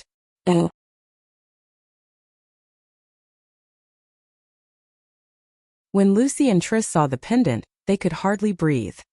Red Moon Heart was simply irresistible for any woman. It could drive any woman insane. It was a piece of moon crystal from hell. In this world, it was a unique piece. Chun Zhao put Red Moon Heart on Feili. Lucy and Trish could not even move their eyes away as they muttered, "It's beautiful." Just then Zola came. When she saw the pendant before Feili's chest, she was also momentarily lost. "It's amazing." Zola approached Feili. "Can I take a look?" "Of course." Smiling, Feili took down the pendant. "It's special. What material is the chain made of?" "Platinum. It's softer than platinum, and it's also not silver. But the ruby." When Zola placed the pendant below the lights, dazzling red starlight was emitted. It was an indescribable grace. With Zola's understanding of gems, she could tell that it was definitely not man-made. But was there even such a huge ruby on the market? Such a large and pure gem would probably cost more than tens of millions. "Feili, sorry for my bluntness, but would you sell the pendant?" Feili shook her head. "Chun gave it to me. I won't sell it to anyone." "All right." Zola hesitantly returned the pendant to Feili. Wow, what a huge bear. It's so cute. Everyone heard a voice from behind. A lady had already leaped at Princess. Chanjiao and Zola were both stunned.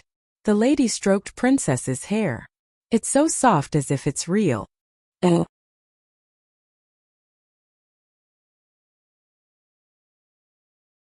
Chapter 306. I'm not interested in knowing you. The woman looked up at Princess. Princess also looked down at this unfamiliar woman. This is real. The woman was stunned. Miss Quinn.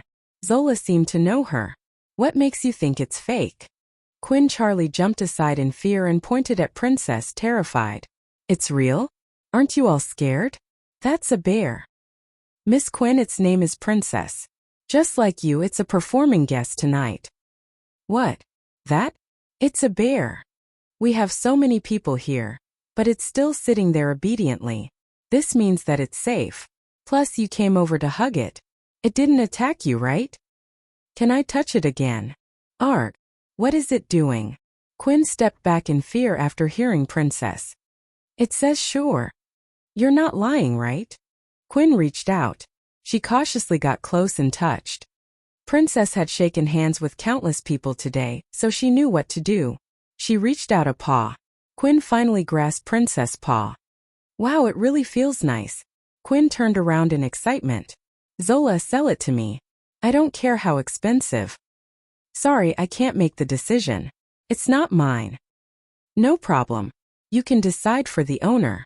I'm sure the owner won't reject my price. Oh, what price do you offer? Chanjiao asked. Everyone looked meaningfully at Quinn, who was still jovial. You look familiar. Quinn stared at Chanjiao. She finally realized that Chanjiao was the one who gave her money when she sang on the street today. Chanjiao didn't recognize her though. Or maybe he didn't know her at all. You didn't tell me what price you'd offer. What is it to you? It's not yours. Quinn, sorry, Zola said, smiling.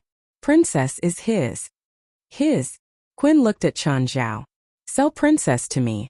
How's $100,000? Sorry, she's not for sale. Quinn, are you broke recently? You probably can't get $100,000 for a bear from a zoo, let alone Princess. All my money went to my album, Quinn said, embarrassed. How are your album sales? It hasn't come out yet, Quinn said, expression pained. How about this, I'll write an IOU for $1 million. When my album is released, I'll return the money. Miss, the door is that way. You. Quinn, stop. This isn't your home. Other than me, no one else will tolerate you. Zola grabbed Quinn, who was about to throw a tantrum. I won't give up. Quinn stomped away. Sorry, Chen. Quinn is like that. She doesn't mean any harm. She's a singer. She calls herself a singer, but no label has signed her yet. She uses her allowance to produce an album but still hasn't succeeded yet. Is her family rich? Very rich. Zola nodded. Oh. By 6, more and more people had come to the Baron Mansion. Many of them were top figures of different fields, including celebrities. Chanjiao didn't pay attention to showbiz, but he still saw familiar faces. He walked in with Fei Lai and instantly, Fei Lai became the center of attention.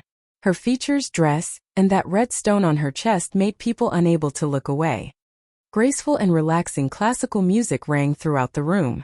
Chanjiao wasn't a musician, but that kind of music was indeed calming. Just then, a man with slicked back hair walked to Chanjiao and Fei Lai. Miss, may I have this dance? Sorry, I have a partner. Fei Lai rejected directly.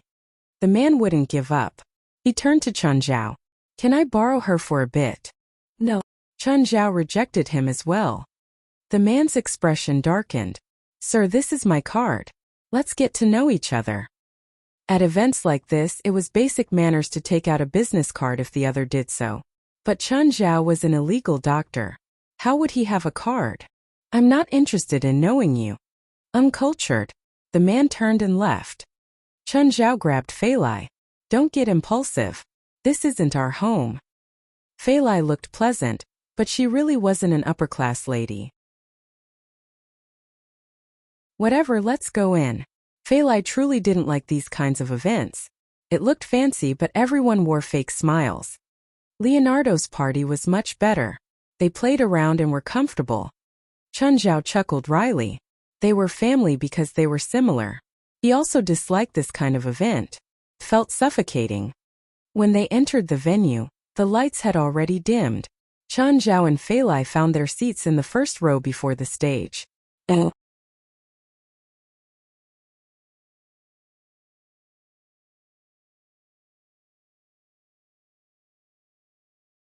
Chapter 307 Return Home. Lucy and Princess exited backstage, where Zola was at. Zola hugged Lucy in excitement. To be honest, Lucy had a very powerful aura. On the stage, her feminine aura was fully displayed. With Princess at her side, she gave everyone a feeling that she needed protection. Then, the models began to go out on stage one after another. They all walked in couples wearing carefully designed costumes. With the help of the lighting, all the pairs of models appeared to be particularly stunning. The audience below the stage occasionally applauded for them. "Ms. Lucy, your performance was outstanding. Do you mind giving me your number? Perhaps we can work together again in the future." Lucy was elated. Being able to exchange contact with Zola meant that Zola had quite a good impression of her. Lucy was even more grateful for Chunjiao's help the night before. If Chunjiao did not help her, she probably would not even have appeared on the stage. She would not have made the perfect show and left a strong impression on many of the famous people present. Indeed, there were many influential and powerful people present at the show.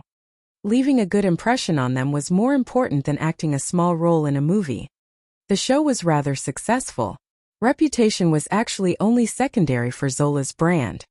If Zola wanted a reputation, she only had to find a few celebrities. All of America would know her brand in just a few days.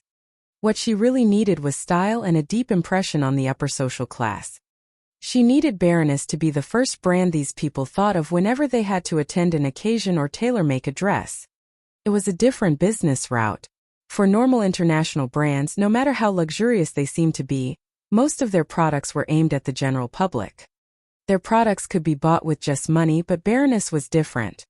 Apart from money, one also needed some status. All their costumes were tailor-made. It would be a truly luxurious brand. This was Zola's ideology. Zola had in fact been very successful. All the Hollywood stars now took pride in owning a Baroness dress. They were like the wind vanes of fashion. The other upper-class people would think that they were right. As celebrities, their aesthetics were obviously thought to be superior. Since they were rushing to get Baroness dresses, the rest would not want to fall behind. Before this, Chunjiao and Fei Lai had never been to a real show. However, they realized that it was not as good as they had thought. It was merely a place for those upper-class tag people to interact. Even though Chunjiao and Fei Lai were wearing gorgeous dresses, they were still poor people. Their characters predetermined that they would never be in the upper class. Living in such an environment would only be more uncomfortable for them.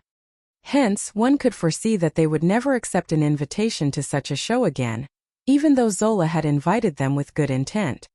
After the show ended, Chunjiao and Fei Lai bid goodbye to Zola. "Oh, Jonal, has that woman left? Her car has already left Baron Mansion. Follow her.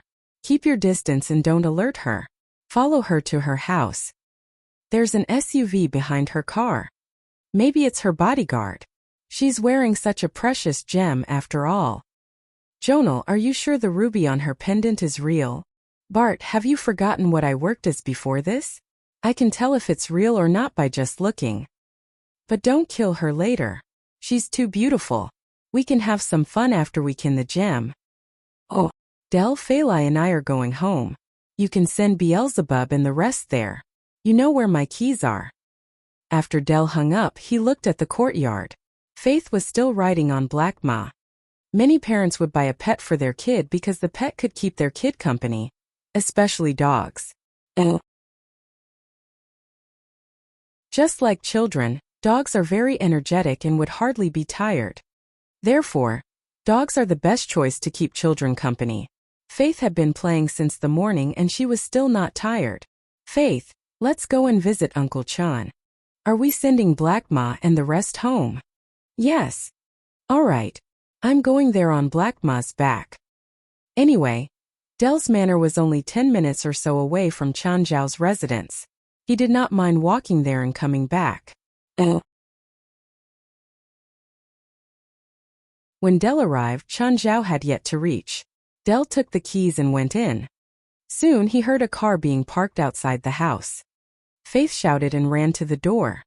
Wah! Faith suddenly made a series of exclamations. Dell thought that something had happened and quickly ran to the door as well.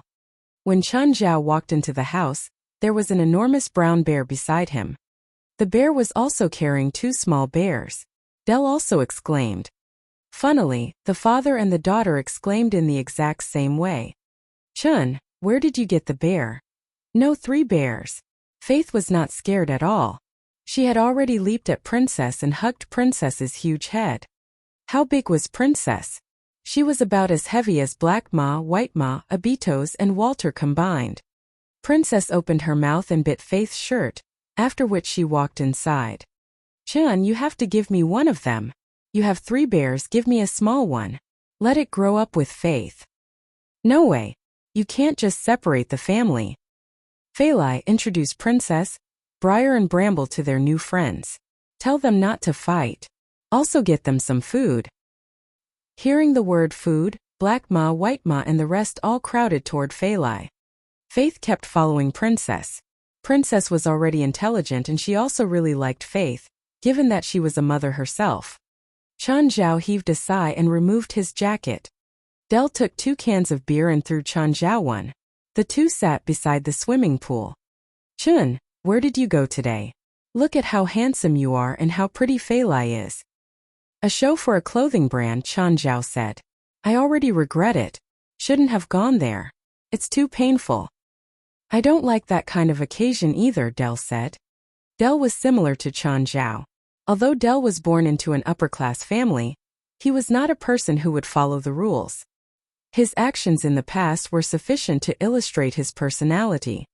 Just then, Faith stuck her head out from upstairs. Dad, I'm sleeping with Princess, Briar and Bramble tonight. Oh.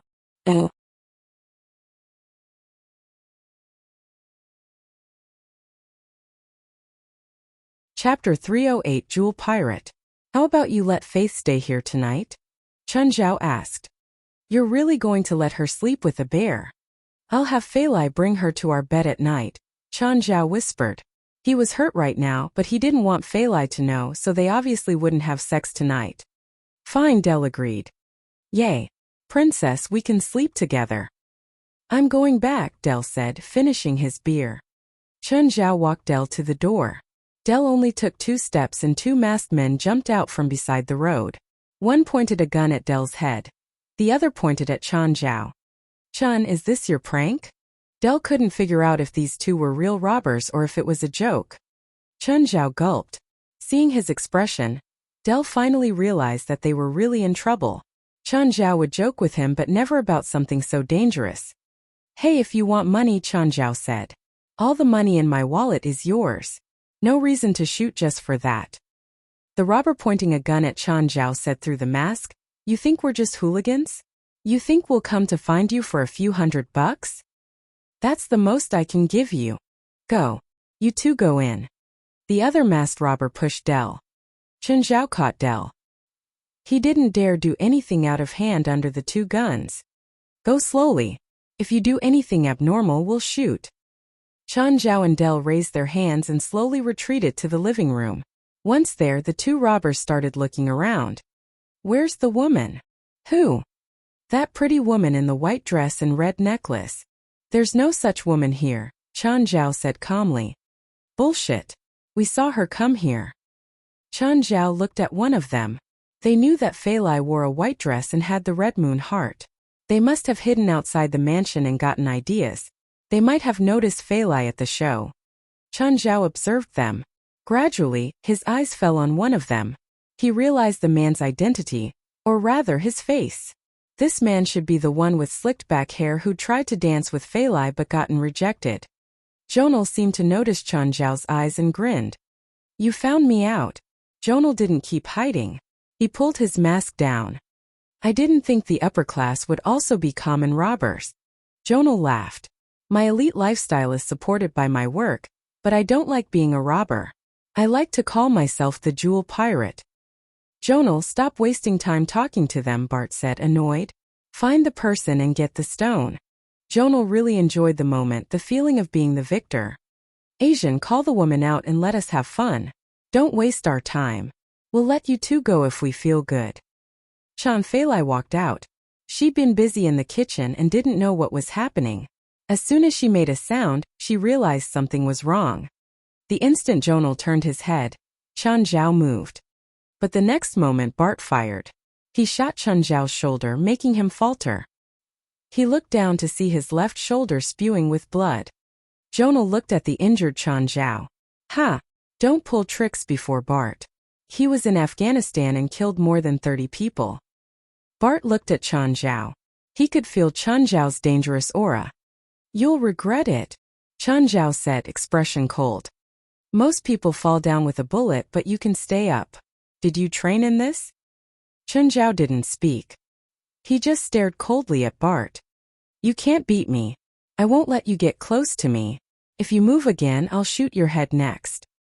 Jonal looked at Feilai with shining eyes. Bart, I said the girl's pretty enough, right? Very pretty. Bart licked his lips. You come over, Jonal called out. Chan Zhao shook his head. Feilai, don't. Jonal scoffed. You think it'll be okay if she doesn't come over? Feilai retreated back into the kitchen. Jonal walked toward Feilai. He didn't think Feilai could pose any threat to him, especially since he had a gun. Jonal, don't kill her, Bart said. I haven't had fun yet. I know. One time isn't enough with such a pretty girl. We have the entire night. Jonal was already inside the kitchen. They heard a bunch of bangs and crashes. Bart smiled at Chan Zhao. Do you hear that? Jonal is playing with your girl now. Del was nervous, but his eyes carried some sympathy.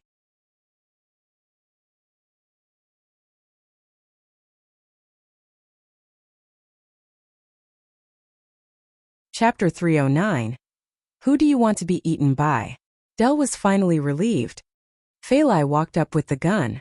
Chan Zhao approached her and grabbed the gun. Darling, don't use the gun again. Chan Zhao held Feilai's hands. Her hands were cold and trembling. She was clearly shocked as well, but she was more concerned about Chan Zhao's injury. Chan, your shoulder. It's fine. Just a small wound. Even if Chan Zhao was about to cry in pain, he had to hold it. How do we handle them?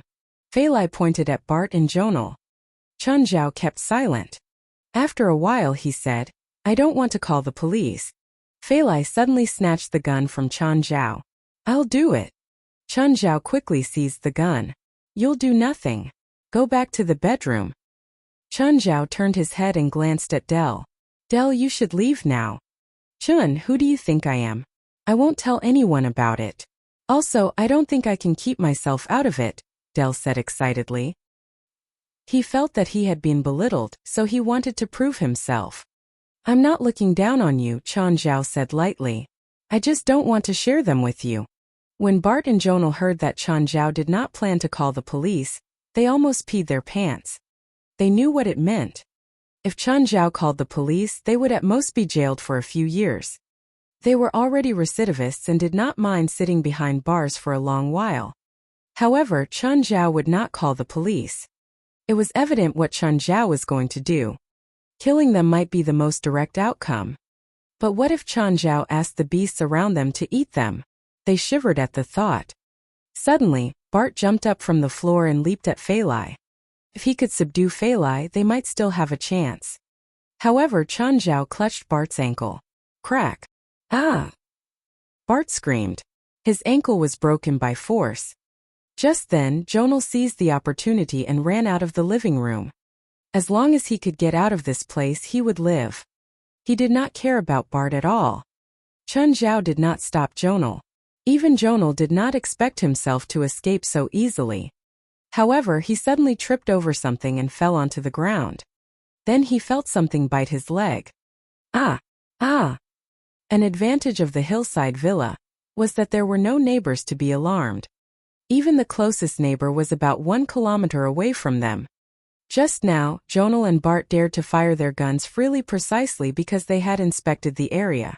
The villas here were very scattered and nobody would hear them shoot. Of course, nobody would hear them scream too. Jonal was dragged back into the living room by Abito's. His entire right leg was covered in blood.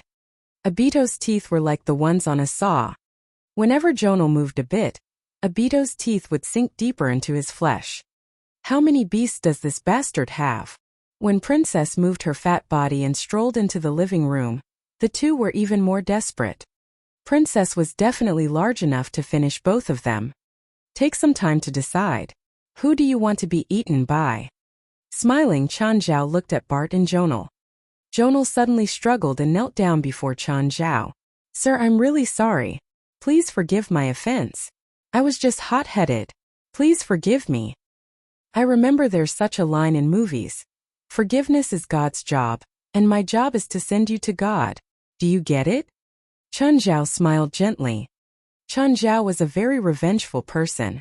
Indeed, he still hated the Mexican gang leader even though a long time had passed, let alone Bart and Jonal.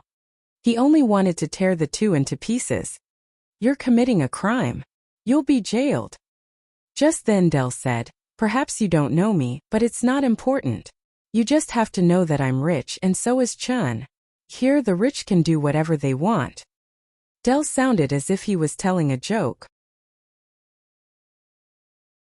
Do you know? A kidnapper has been buried in my manor for 12 years. If you dare to kill me, my people won't let you off. Bart threatened. Do you have your friends' numbers? I don't think you're enough for my pets. You two are quite skinny after all, Chan Zhao said. Chan Zhao glanced at Fei Lai. Fei Lai, you really need to go back to the bedroom. You won't like what's about to happen. Actually, Fei Lai did not want Chan Zhao to dirty his hands, just like how Chan Zhao did not want Fei Lai to dirty hers.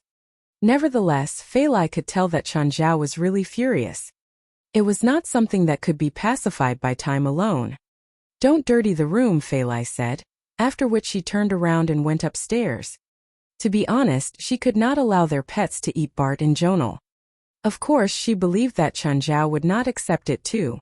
Perhaps Chan Zhao really wanted to kill the two, but he would not ask his pets to eat humans. Del, get me my toolbox. Del trotted over and took the toolbox. Chun, what are you going to do? Del saw Chan Zhao take out a set of silver needles. These hair-thin needles had been frequently used to treat him in the past. However, when Chan Zhao took them out now, he looked rather fearsome. What is the most painful medical condition? Chan Zhao asked. What? Paralysis. Full paralysis. Chan Zhao pressed Bart onto the floor. He pushed Bart's head to one side and stuck a needle in. Bart struggled wildly, attempting to break free from Chan Zhao's control. However, Chan Zhao was too strong. Even though he had a gun wound on the shoulder, he was still incredibly powerful. Can't move, can't speak, can't even express your pain to others. The silver needle pierced into Bart's spine, destroying his spinal nerves. When Chan Zhao withdrew the needle, Bart lay on the ground motionless. Apart from his eyes, he could not move any part of his body, including his tongue. Full paralysis was as terrifying as ALS. Chan Zhao looked at Jonal, who had already peed himself. Don't be so nervous. It won't hurt. Very soon, you'll realize that you don't have to worry about anything anymore. Someone will take care of you for the rest of your life. Doesn't that thought immediately brighten your mood?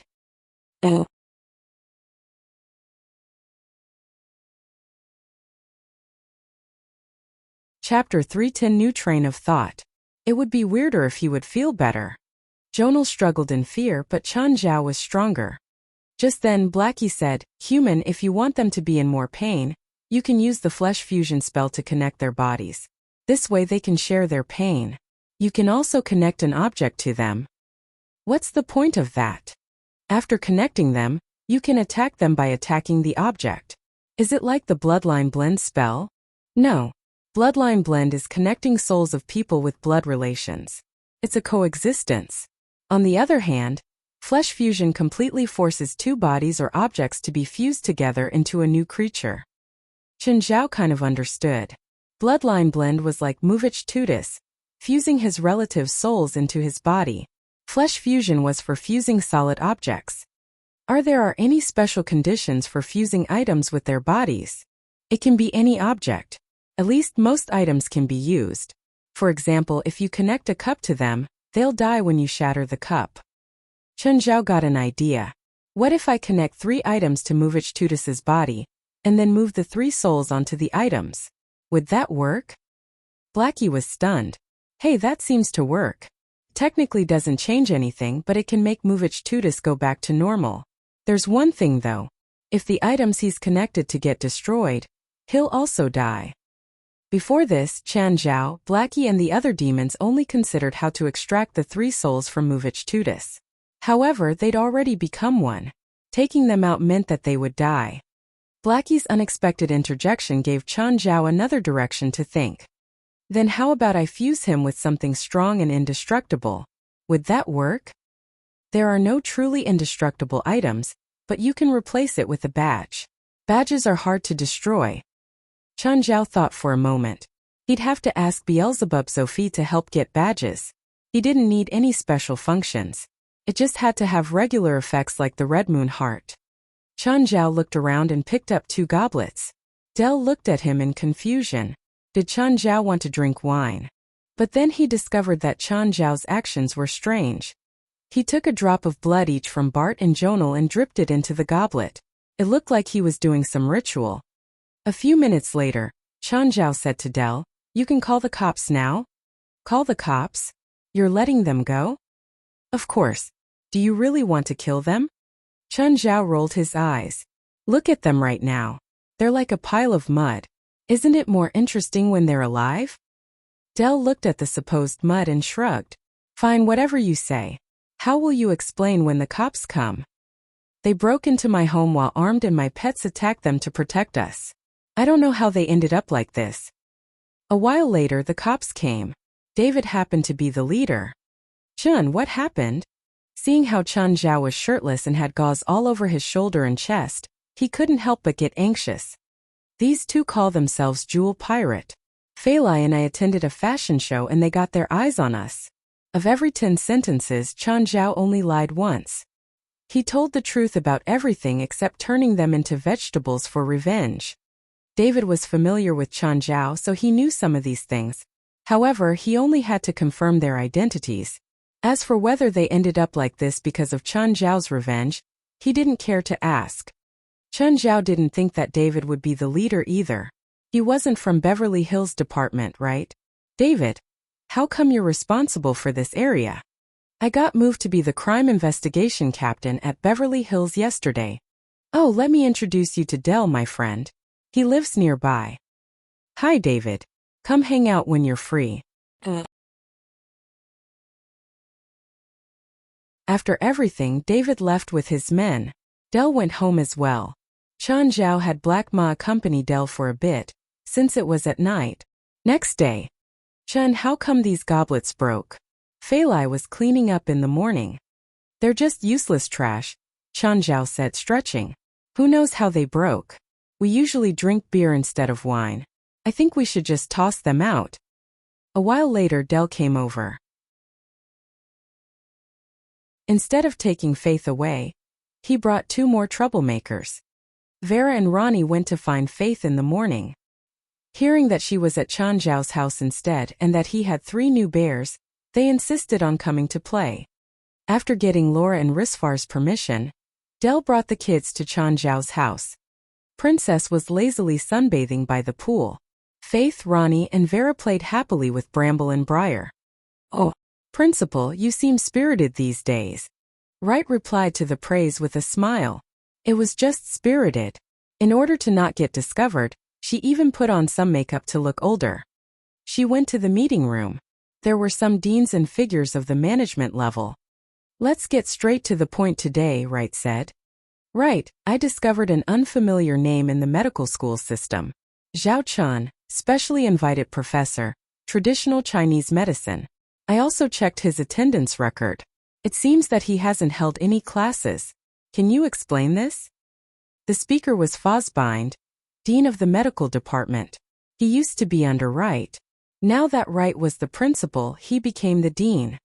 This is a professor that I appreciate, Wright said indifferently. Must I explain? In UCLA, Wright had the highest seniority status and power.